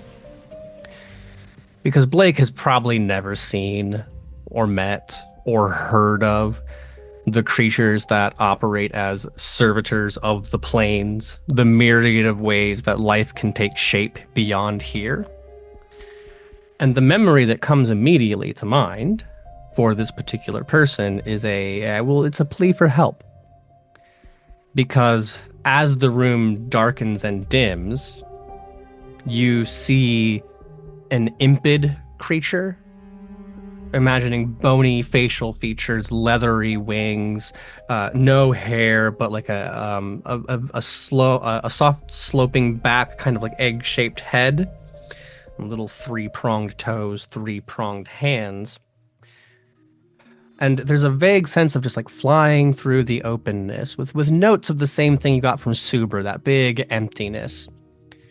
And then almost imagine this creature flying and then just being caught in a snare, stripped down into a plain black box space.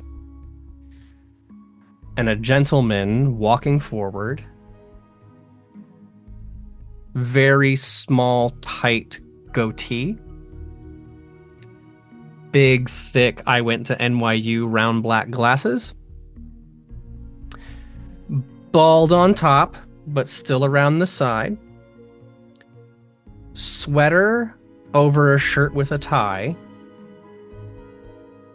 walking up, examining, circling. Their lips are moving, but this is a question for you. Does it let you hear? It does not say that it doesn't. So I assume it's a complete and total recreation, which means any sound, sights, smells, etc. Okay, then you hear him speaking. It is not a language any of you understand.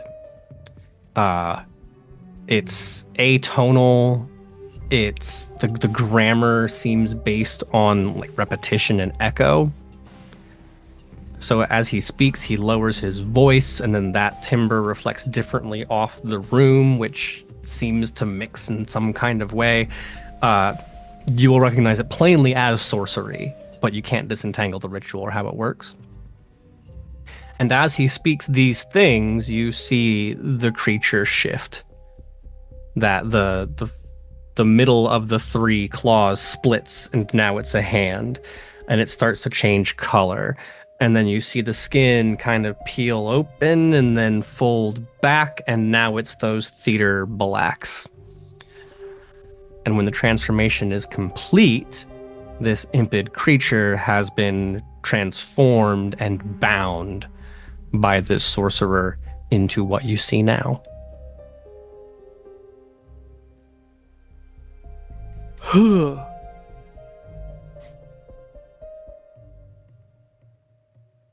Don't think the creature is conscious for this or aware of it, so we'll say that ends, and then the stagehand is saying, is there anything else I can do for you? I can show you to your room. Would you like a snack? Catering is very, very good here.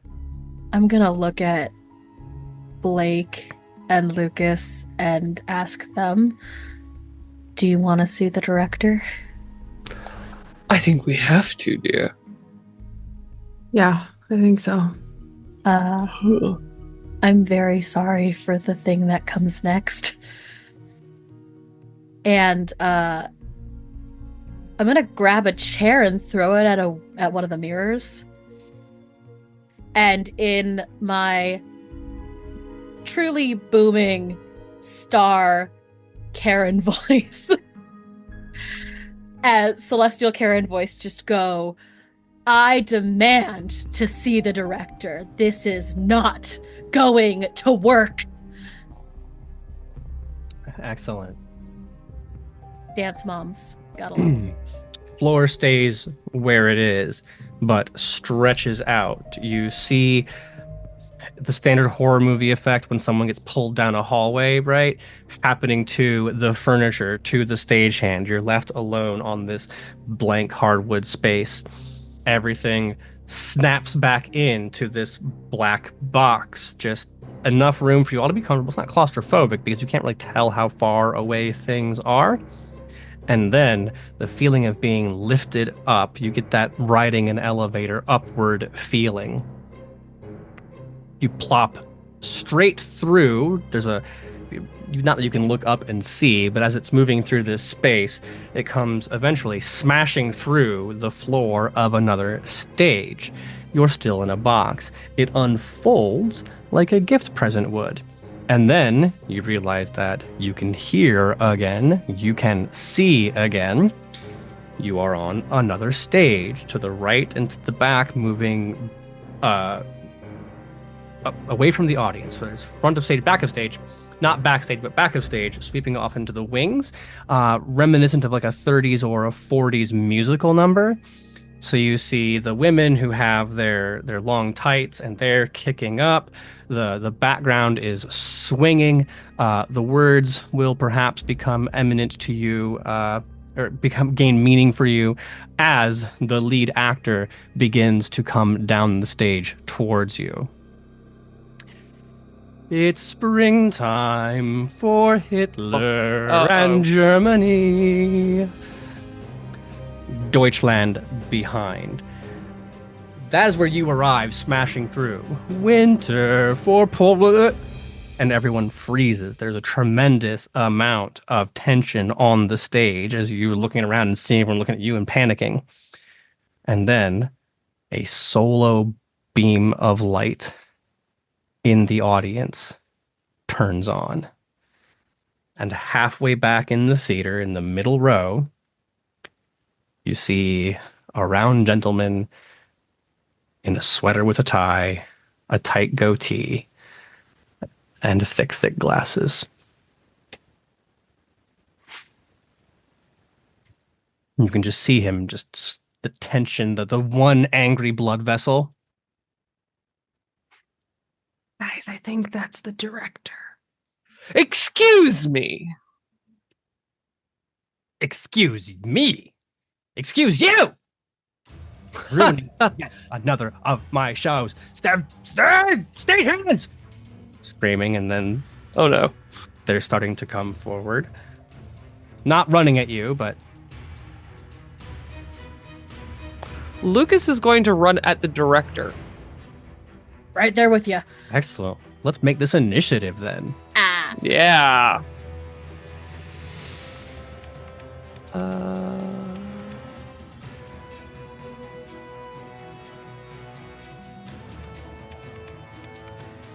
One hit. Two hits. Mm-hmm.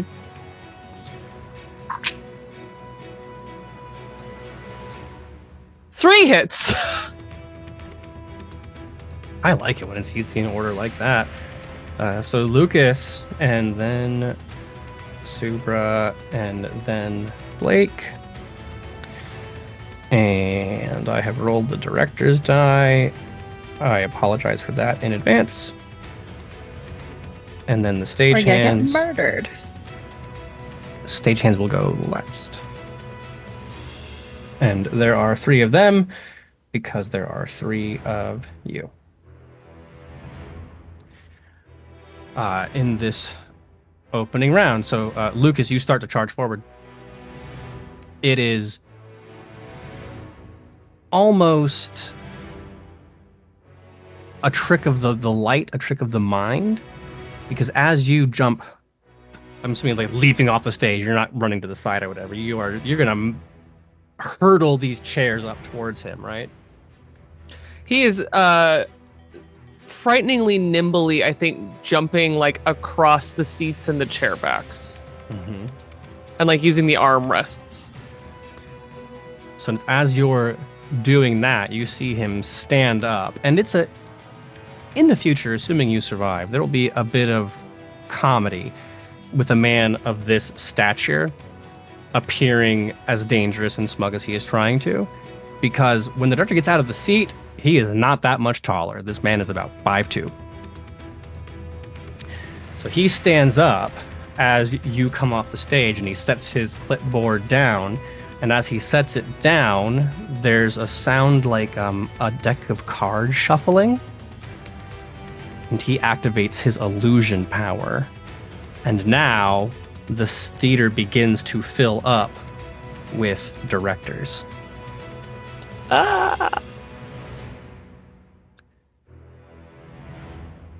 There are various ways to tell which is which, and you have some options there, but just letting you know that as you make it out, that is the case. Illusions cannot interact with you physically, so don't worry about that, but it just means that he is hidden among the many. If you've played D&D, this is the mirror image spell, but with many, many more mirrors.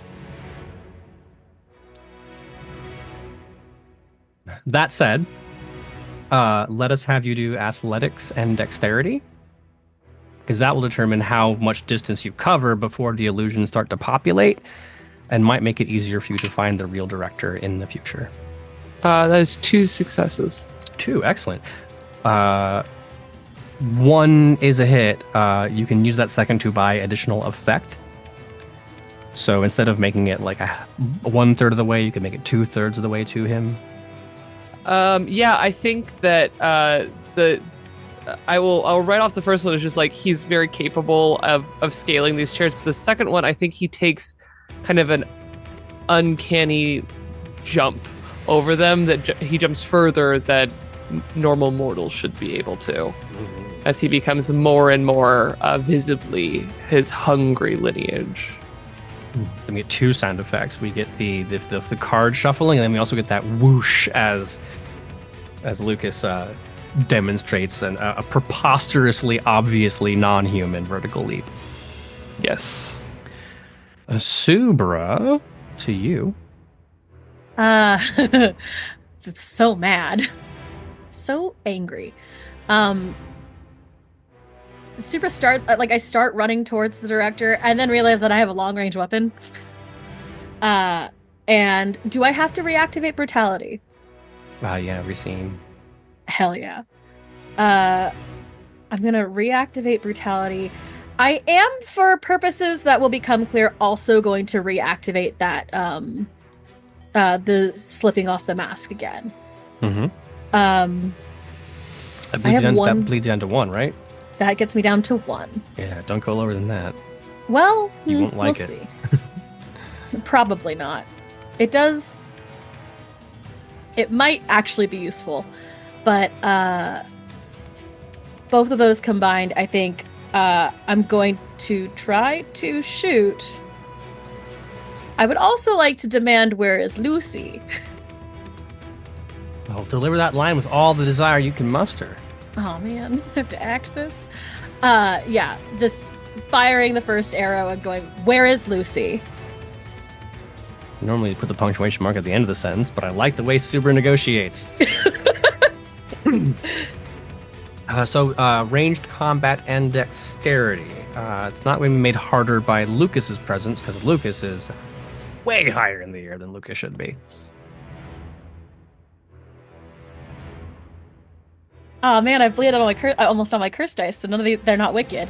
That is, however, 4 hits. Oh, nice. So Lucas jumps up. You aim at where the illusion at least started. So 1 hit to get a success. Sorry, the difficulty wise, it's 2, given distance and the director being a being, right? Each illusion in the area is a complication you have to buy off. The number of complications lowers as you go on. So would there be a way to activate my AoE again? Yes, that's what I'm going to say. So in this case, 99 seat theater, right? 99 directors.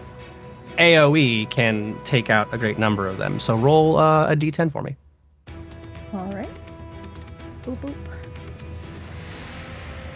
3. God. No, it's 10 plus d10. So 13, which gets you to 86.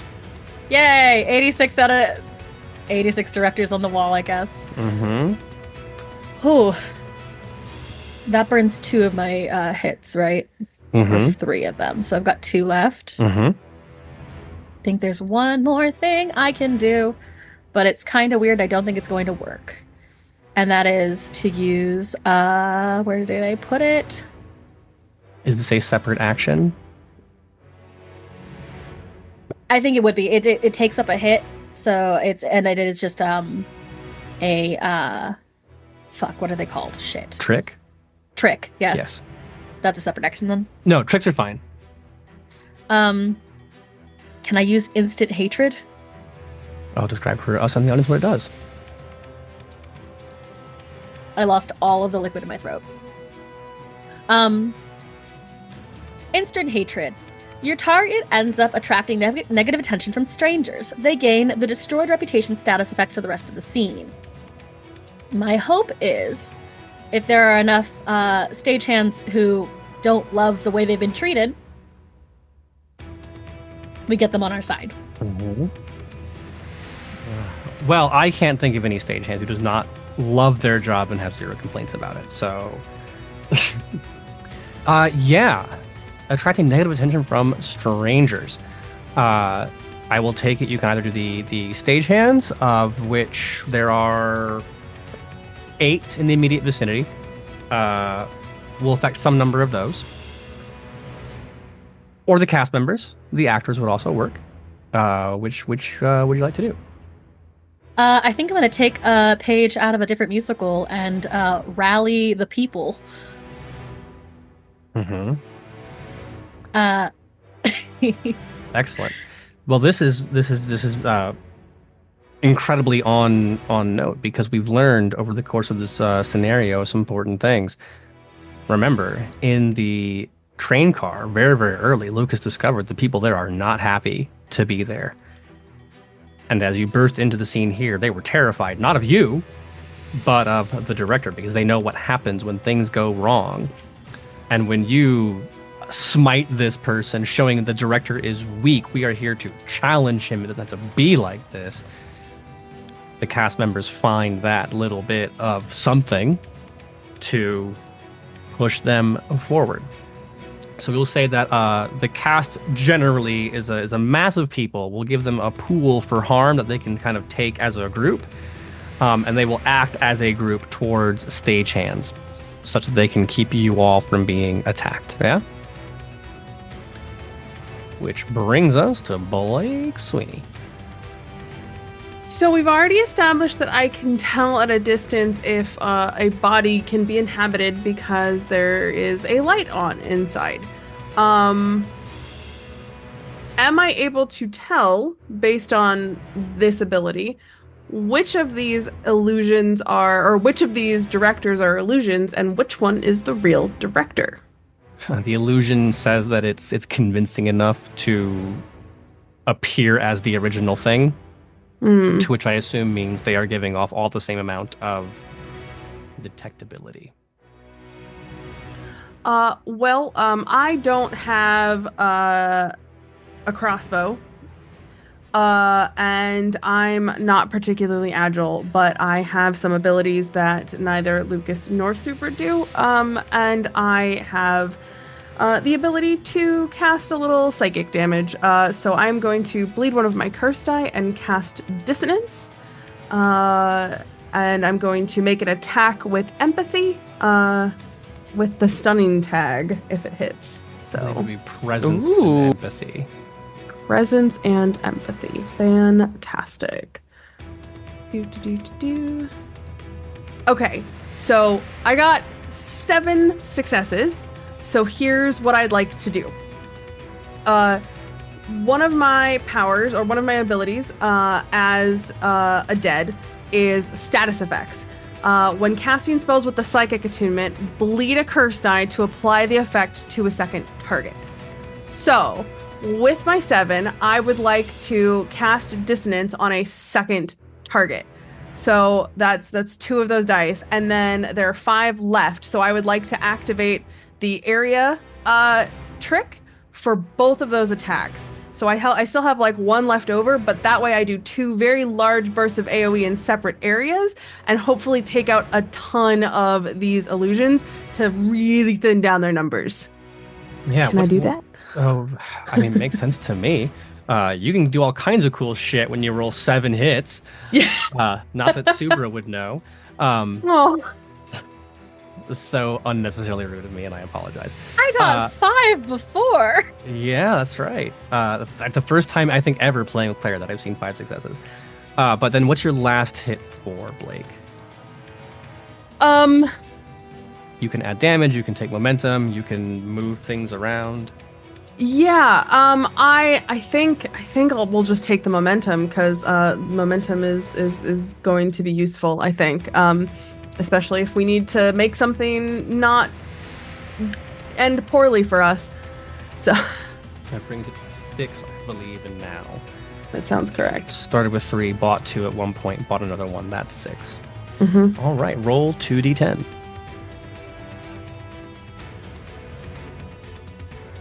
Also, reading now, the area of effect is called Shockwave. That way...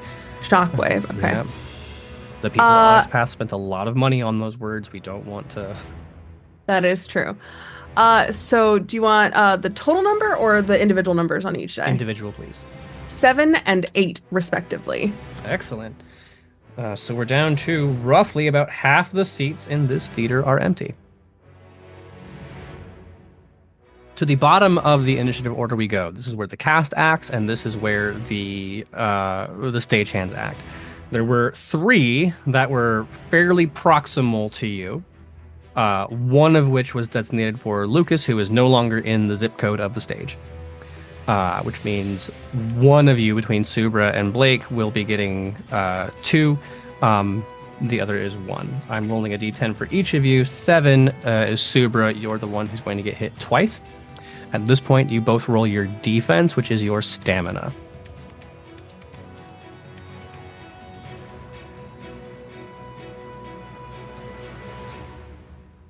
Ooh, that is 2 successes. 2 hits for me. So your defense is 3. That is no hits. Okay, so your defense stays at 1. In that case, the stagehands come. We are the very low-ranking people were downstairs. Now we are at not department heads. It's much higher, but shift supervisors in the stagehand world. I don't know enough about it, but we're kind of there.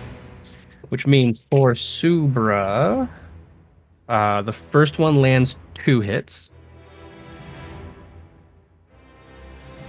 The second lands 2 hits.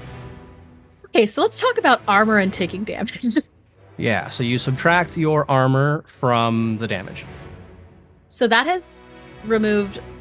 So I have just taken all. I'm out of any armor. I'm just getting hit now. If they devote all 4 to damage, That's valid. which they're not going to do. How much armor do you have? 0 now. How do you start with? I started with 3, so actually it burned through. Going through the. Unless I wrote something down wrong. Going through the. Getting thrown around in the last couple scenes hit me here. But also, I don't know how my body works in this place. So you didn't use your armor before to negate the damage, so that damage happened, which means you will fudge. you'll have 3 now. And then In that case, let's do that. Yeah, sorry. The 2 automatic hits, that's 2, they have met your damage threshold. You'll take 2, and that damage happens. Okay. The first stagehand continues with the 2 in the 1-2. That removes your armor. The next stagehand uses his 1 to grapple. He is trying to wrench the crossbow out of your hand, and the 2 of you are in a kind of pitched up close battle for control of the weapon. No, that's reasonable. Miss Blake Sweeney at a 3. 0 hits on 4 dice. So you are able to evade the damage. How does this happen? Is it a brilliant pivot dodge at the last moment? Is it an excellently well executed parry? Oh, no. It's definitely not a well executed parry. Once all the damage goes out, I think there's a moment where I kind of spin around to like look at Subra and be like, look. And in that moment, I just kind of get a little lucky. I wish I could say that it was about skill, but it is not. It is definitely just luck. They swung and I moved. So that's story of my life. Then we return to the top of the initiative order, where our sorcerer tyrant, for those of you who have the Curseborne book and want to know what this enemy is patterned on, now moves first. We have experienced the illusion power. Now we will experience the alter environment power, because fighting on the set of the producers not working out well, nothing to hide behind, the theater begins to give way. We move from the very 1930s Hollywood, not 1930s, it can't be in the 1930s because the Nazis weren't there until the 40s, 1950s Hollywood set. And then the very first thing you hear is the sound of a helicopter. The whump, whump, whump of helicopter rotors. And the different large sweeping staircases give way to buildings. 3 or 4 story concrete style. The large lighting fixtures and such become a dense foliage. The humidity in the room turns up tremendously because we've gone from the producers to Miss Saigon. And all the various directors in their illusory forms have now spread out among the scene of them trying to evacuate the embassy.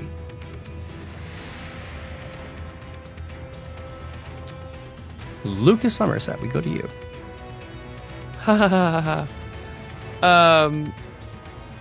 Still dressed as Professor Harold Hill. Lucas flying through the air. I think if it's all right, lands relatively close, not directly next to the sorcerer purposefully. But gets just the driest, bitchiest smile on his face.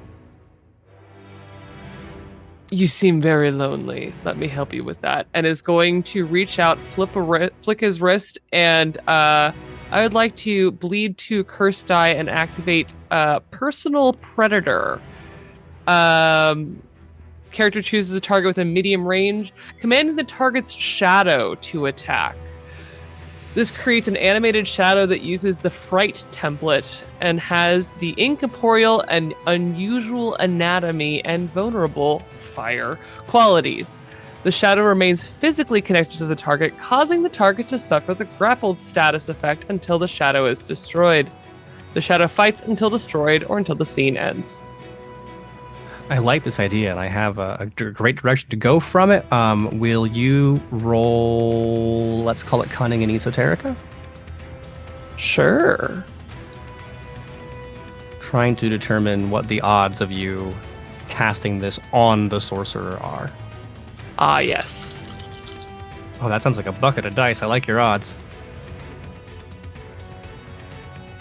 I like the odds, and yet I have no successes. All right. You got 6 momentum, so you can buy your way up to a success for 2. How do we feel about that, table? Yes. Yeah. Okay. Yes. We're gonna finally start dipping into this momentum. You've been building it up. It's time. Yes. Can't take it with you. So, describe then. You are able to.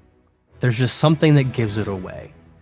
There's something either about your predatory nature or something that has happened in the room.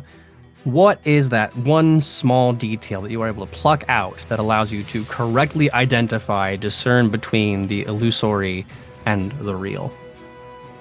Well, with the undead strength and the aforementioned mirror problem, you mentioned that this almost seems like a house of mirrors suddenly folded all of these sorcerers into place. But there was a glimmer of it where, for a moment, that like folding reality, Lucas could see only the real sorcerer for a microsecond. So he'll lose sight of it very quickly. But while in midair, all he could see was the one. You lash out with your accursed magics. The spell latches on to the still very human piece of this sorcerer. And the shadow kind of melts off. If you've seen dry ice kind of sublimating, it's that kind of feeling where the just kind of melts off into a cloud that falls around. And you might expect the shadow then to immediately lash out into fisticuffs, 2 very round men slap fighting one another in the stands, but that is not what happens. Because there are some ways to hurt sorcerers that don't involve fists at all. The shadow appears, and you hear, "Oh, great, yes, no. Excellent job, Melvin. Just like your audition before. You, of course, had to go through all of this effort, but you're never going to make it, are you? No, you're not, because no one needs a 5'2" round man to be the lead in Les Mis." This is exactly why Lucas has this ability.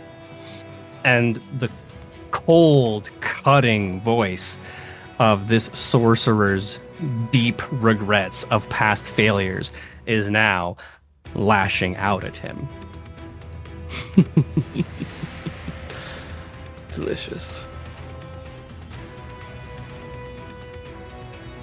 Subra is stunned, despite it being her turn in the initiative order. Lucas really is a monster. Okay. Okay, so just to get a sense of the space, there is a man being harangued by his own shadow in the middle of Saigon. Yes. Okay. There's also a helicopter and refugees and stagehands all trying And no sign of Lucy. No. All right, well, Jesus Christ. We'll get there. I wasn't actually prepped for that. I think all of this. I think I want. I need to take advantage of the space again. So, I'd like to be. I'm gonna start singing again. Okay. Oh God. And so, in this moment, you just can quietly hear Subra saying, "Something has changed within me. Something is not the same. I am through with playing by the rules of someone else's game." Gonna make me go more?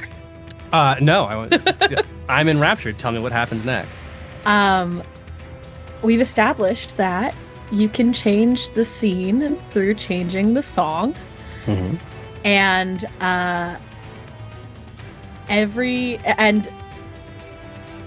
in this scene in the show in Wicked, it does get very narrow to a point, and it just and the spotlight gets a sickly green hue as the whole world starts to go dark as it starts to concentrate on our little accursed party, and also this director who's dealing with a lot.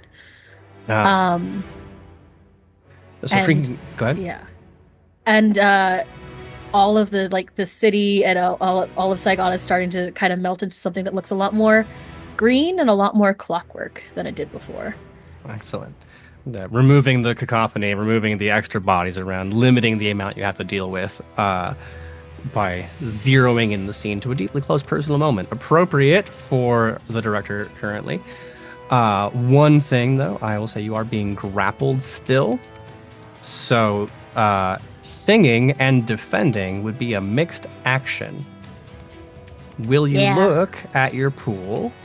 And we're going to need the worst of presence and culture,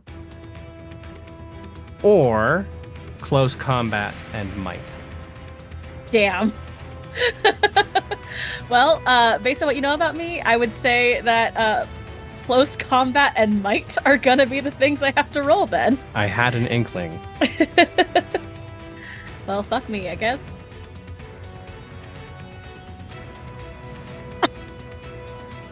2 successes.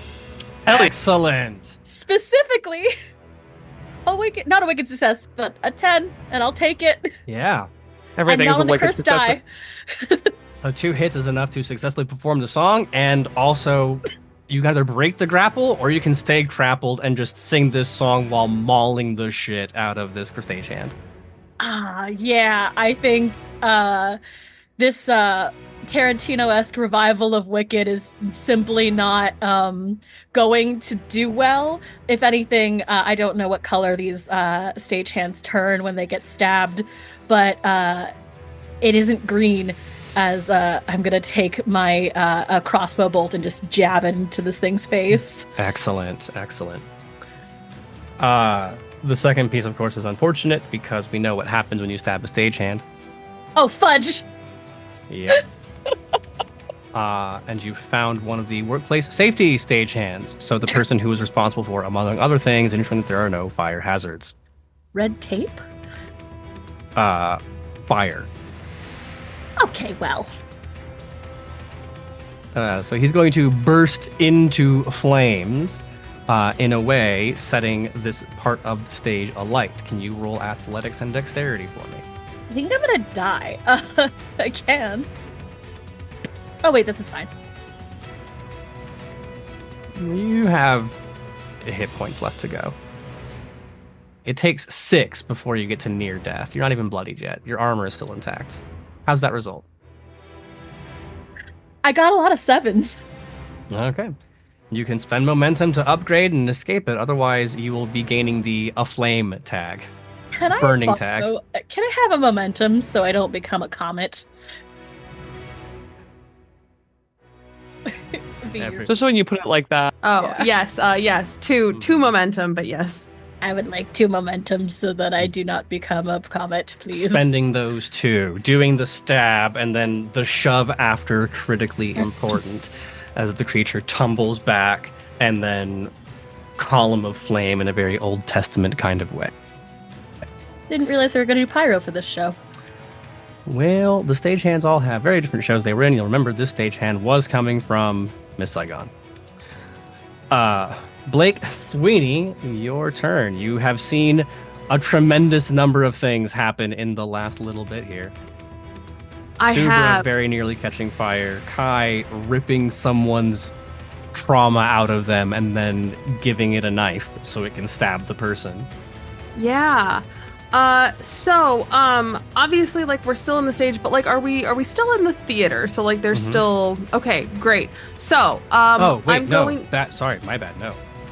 You are in the set that Subra has created, back in the Infinite Realm rules.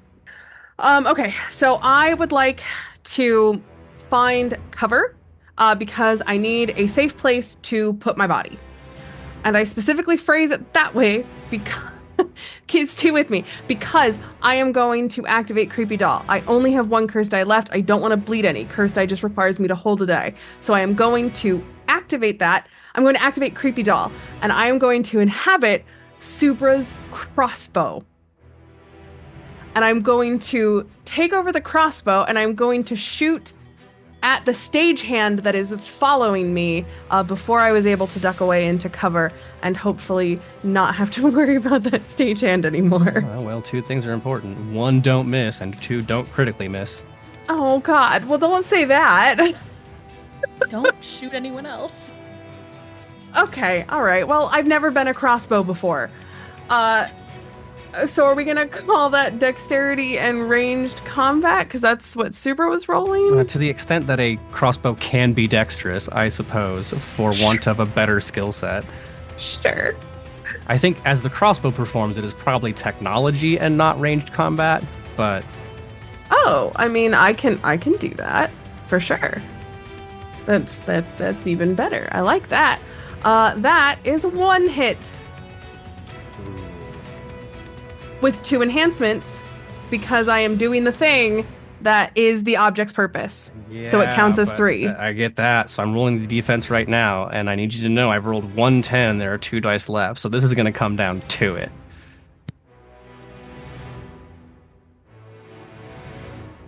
And then a 7. Okay. And then an 8. Okay. It goes to the attacker, right? Not the defender? It never says in these games, but I've always said it goes to the attacker, which means you tie. Okay. And are able to shoot the stagehand. Problem 2.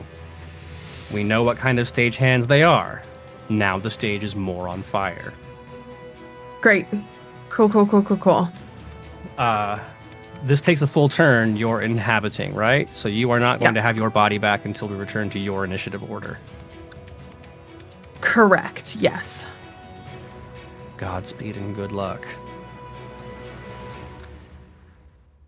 Back to the top. It is the director who, as you might imagine, is not enjoying his experience. There is an entire flood of retorts coming back. Oh, my mistake. No, there was a... They had been sleeping with so-and-so, and then, Jeff had already been... all the excuses that creatives use to make up for their own failures and just roaring out of him, and they are going back and forth at it. But there's fire in the room. The shadow creature is terrified of fire, it is vulnerable to fire, and this begins to escalate the circumstances quite quickly. To which case, he says 2 things. 1, turning back. And in fact, it's all your fault. It's your 3. And I'm not going to put up with it anymore. And then he activates his disapparate ability. So the director begins to unfurl. into dozens and dozens of animated playbills that float off into the various parts of the scene. Up into the rafters, down into the orchestra pit, up and around through one of the vents in the mezzanine, clearing out of the area. Coward. The second bit there is that he can summon additional reinforcements. I have rolled the dice. There are 9 stagehands who are now within medium band of you all. This brings us to Lucas. Lucas still swatting away miniature playbills. Kind of looks around. He's making me very hungry. We should leave. No, that's too sad. My place is here. I fight with you. And as he says this, he's like climbing over the seats too, like victoriously pointing across the entire place, looking for Blake, not finding them, pointing at Subra instead. You will find Blake in a wagon, we'll say, because as you mount the chair and it gives way and the wood shifts and forms to become a barricade in revolutionary France, and at the bridge of at the stern of a ship, right? You're just raising up, Steve Zissou pointing. Subra, the smell of smoke gives way to the smell of gunpowder and smoke as you turn to see Lucas. The buildings begin to shift. I forget the name of the specific architect who is responsible for the Paris architecture plan, and I feel deeply personally defeated. But we are on the set of Les Mis, so you all know what this looks like. And then so Subra, you are in the huddled mass of the other revolutionaries who are on the stage, grabbing their various weapons and forks and such. Blake Sweeney is still currently unconscious, but you are in a wagon where someone has mounted the side of it and is now straddling you, waving the tricolor above you in huge big strokes, because they think you are dead and they are not going to let your death go in vain. Vive le Blake Sweeney! Vive la France! Vive la Revolution! As they swing it around. We should think quickly! Where do we find a star?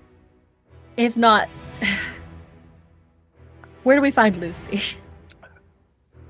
Cunning and culture? Yeah, why not? This isn't my character sheet.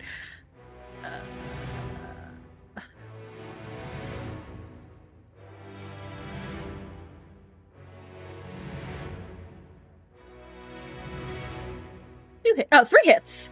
3 hits. Easy peasy. Most popular musical with Roll for a Child. Female child. Oh god, we have to go to Annie? Oh god. Oh god. Blake's made the noise. Blake rang the buzzer first. Sing the song. I did. I'm a crossbow. I can take it. I can't sing. Crossbows can't sing. You're right. Technicality. Maybe far away, or maybe real nearby. Mm-hmm. It's important to visually know that as you move through musicals, the cast stays. Like, new cast arrives, but now we plop into this orphanage with dancers and men dressed like Nazis, a whole host of Vietnamese villagers,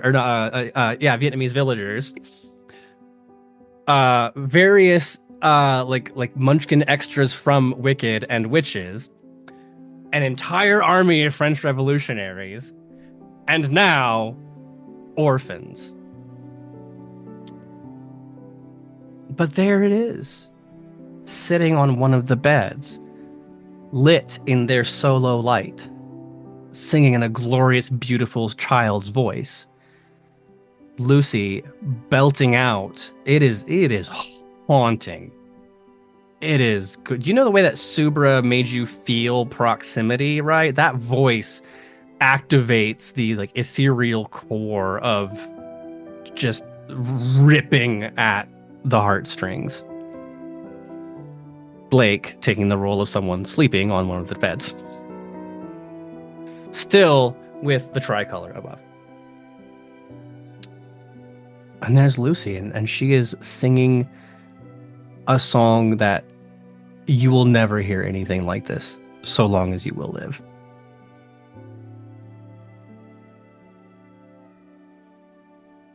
I will say, Blake, at this point, we're out of initiative order, so the crossbow loses sentience, and then Blake appears, blinking, staring up at a Frenchman's trousers, and then the waving flag.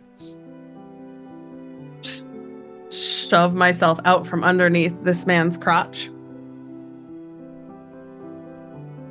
Lucas is crying. Everyone's crying. The entire room has started to freeze as all these different actors. I don't know if this actually happens on set, but I would like to imagine that every now and again, everyone is there watching a scene and the person just delivers it so well that everyone has to take a second back during a rehearsal and be like, Jesus. And you get that ASMR tingle feeling that rolls up your spine when something hits just right. And for one tiny perfect moment, this child is the star at the center of a solar system made up of you and all the actors you've brought with you through this medley.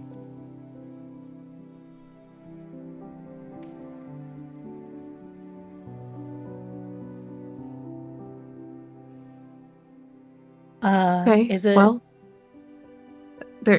there's Lucy. Can we just get her and go?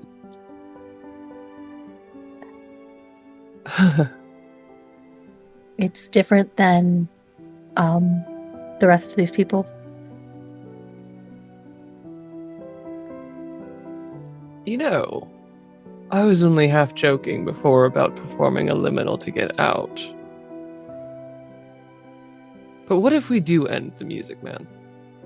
And he looks around at the room full of people that are here. What happens when these shows end and the proprietor is away?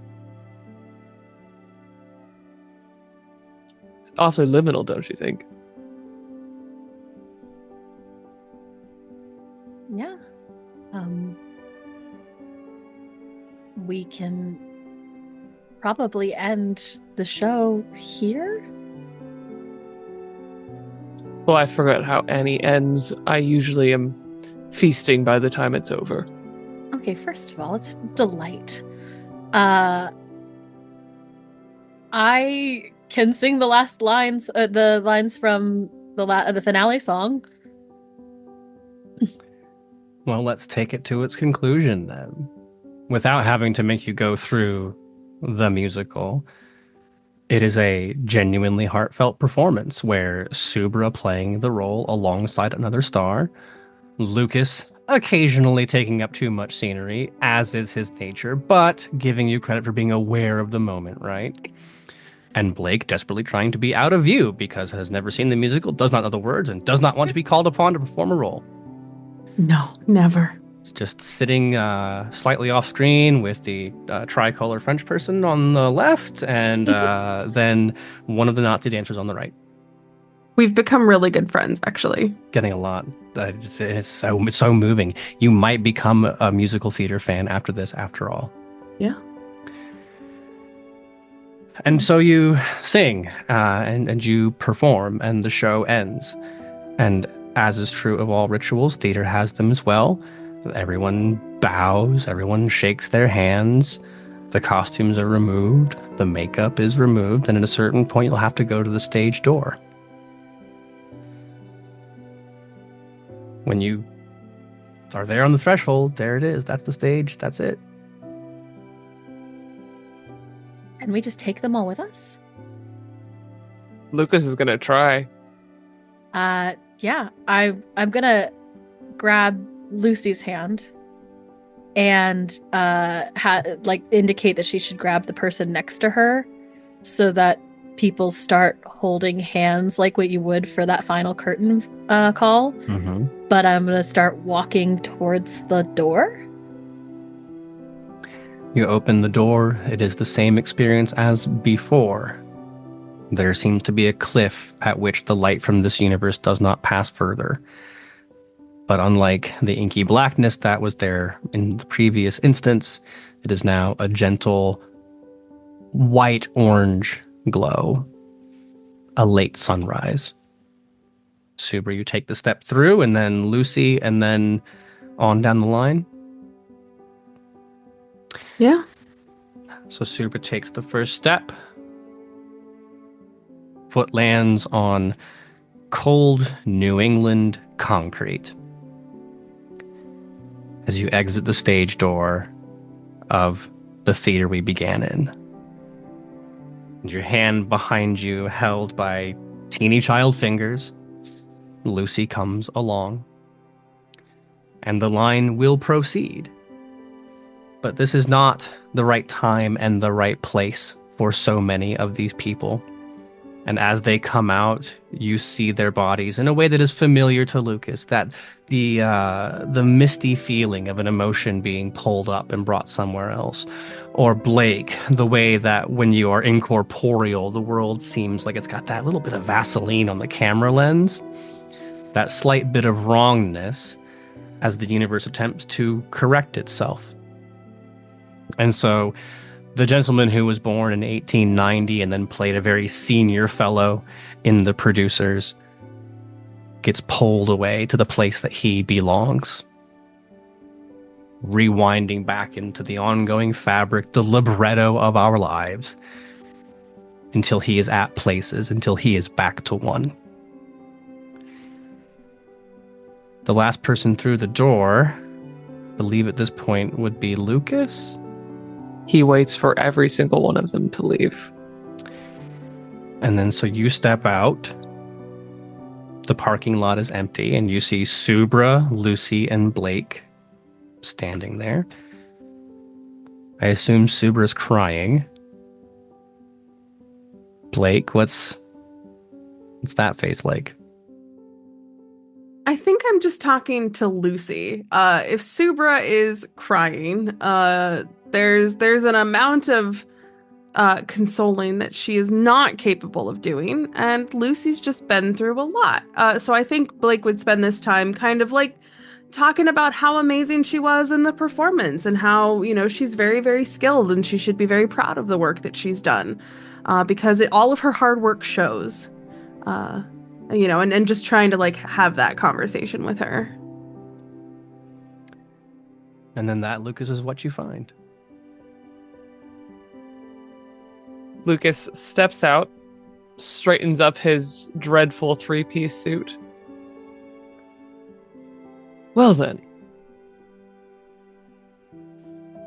I think I'm hungry. This has been very nice. Too nice.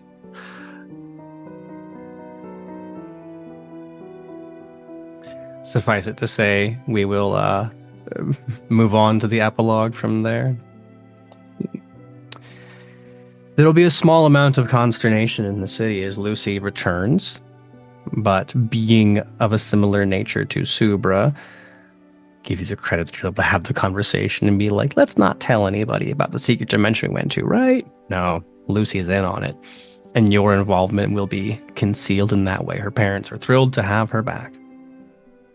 Then there comes a time, a few weeks later, we return to our theater. Is the gang coming back together? Is this something that we do on a fairly regular basis?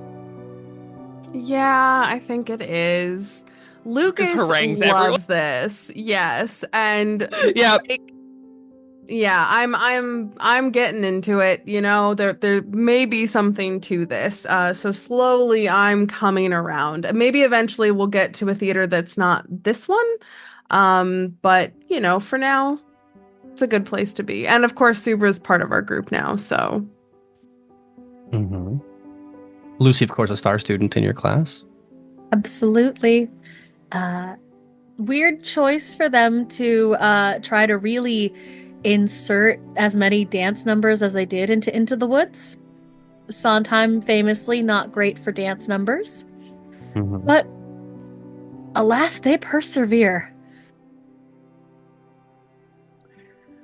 And unlike the first show, this one ends as it should. Not saying it's a good play. We've established this repertory is not entirely capable of putting on a good play. But there's no one missing the crowd roaring with applause as the cast and ensemble take their bow. As is now tradition, we will be leaving here for Jitters, right? The diner. Mm-hmm. And as the three of you part, that we have this ending shot. The three of you head for your various vehicles to go. The cast members are peeling out of the stage door and circling around each other. And then there's a light on inside the theater. And we follow it down dressing room by dressing room by dressing room until there's one at the very, very end. And standing in front of a mirror, there's a rather short gentleman with a close-cropped goatee and thick black glasses staring into the mirror. And there's a million things I haven't done, but just you wait. Just you wait. And we fade to black. That has been Stealing the Show, our original story for Curseborne, a game out right now. You want to possess crossbows? You want to rip people's regrets out of them? You want to turn into a comet? Go now. Kickstarter. Purchase. That simple. It's that easy. I have been Aaron. I have been your story guide, but none of this would be possible without the creativity, the delight, and the amount of joy I've gotten from your facial reactions from the following three persons. Playing the role of Suber's crossbow as Blake Sweeney, it is Vlock. Yes. Do the thing. You don't have a question for me tonight either? No, I'm so that's- happy at the end of this. I'm just letting it. We're loose. That's super fine. Hi everybody. You all know me. It's me. I'm V. You can find me everywhere on the internet at V is for Vampire because my name is V and I like vampires. I'm also here pretty much all the time doing a whole bunch of shit. Like this, like Curseborne, which has been so much fun. Oh my god. Such a blast. Not just because I got to hear Aaron Patter singing, but also for everything else that has happened in this game. It has been an absolute blast. But if for some reason you don't want to see me playing Ivy LaRue over on the multi-award winning All Night Society or a crossbow in Curseborne, you can find me on Sundays for the next couple weeks over on Crit Hit Chronicles. We are playing a Kids on Bikes game inspired by The Haunting of Hill House, where I play just the absolute worst human. She's awful, and it's wonderful. Again, that's I don't know if I have a type of person that I like to play, but I think I'm finding it. If it's not knowledge hungry witchy investigator, it is just awful person. So yeah, I gotta be careful. I'm not gonna be able to cast you and Kai in the same game very often because that is a huge violation of my spotlighting rule. It is. Yes, we the Venn diagram of characters that Kai likes to play and the characters that I like to play are a circle, just a single circle. Well, but that's me playing the circle to V's overlapping circle. As Lucas Somerset, it is Kai. I hope I wrote this scenario for three specific reasons. One, I know that you are a huge fan of musical theater. Two, I know that Clara has a tremendous technical background and would appreciate the small bits. And then three, that V would play an amazingly wry foil to that. And I just loved the idea of having, like, what about a road trip through multi-dimensions with two obnoxious theater people and their friend who does not have this in common? It was a complete joy. God, you committed too many crimes here, Aaron. I think I'm gonna have to fight you. Hi everybody. I'm Kai. You can find me all over the internet as a cell of Imladris. You can find me literally tomorrow over on Autumn Moon Studios in But Then What, which is a 100% improv story that I am doing with Super Dylan as 2 guest storytellers in their new season of But Then What? It's a great time. We tell a wild outer space story. And then you can find me this Saturday, finally back on Transplanter RPG with the interlude episode between Arc 2 and Arc 3 for the Chaos Protocol, where it's only been 2 weeks since the end of Arc 2. So it's a good chance to catch up and hop on in because we're about to start Arc 3. It's going to be really fun. Can't wait to come back and play my horrible, sad dad, maybe dead cowboy.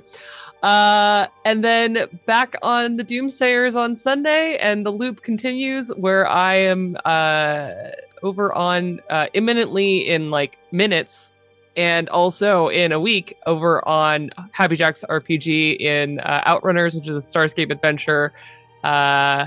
And you can find me doing all of these things and so much more if you follow me over on social media and follow my many adventures to come. We've established that I'm due violence from Kai, but Clara playing Super Stern. From a scale from 1 to 10, how offensive did you find that content, musical theater content? Not as offensive as the pun at the end. Oh, it's not a pun. It was a delightfully delivered clue. It was,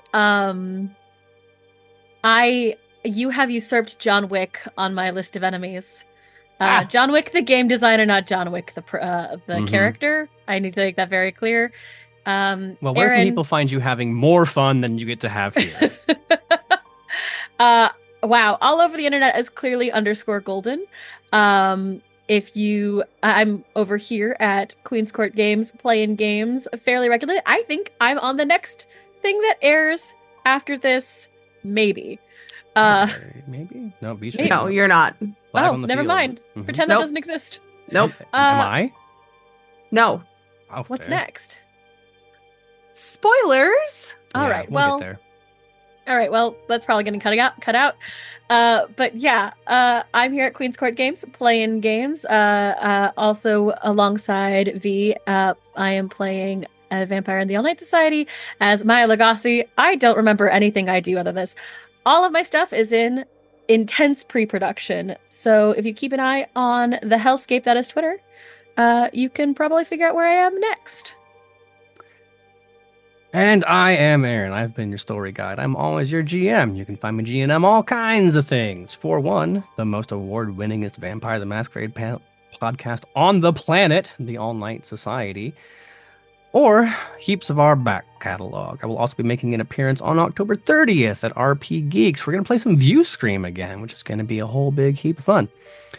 Aside from that, if it's on QCG and it's not happening the next thing after this, I am probably running it. And the best way to keep track of that is to follow me at Aaron and Words, or to follow our channel at Queen's Court RPG on Twitter, at queenscourt.bsky.social. No, at queenscourt.games.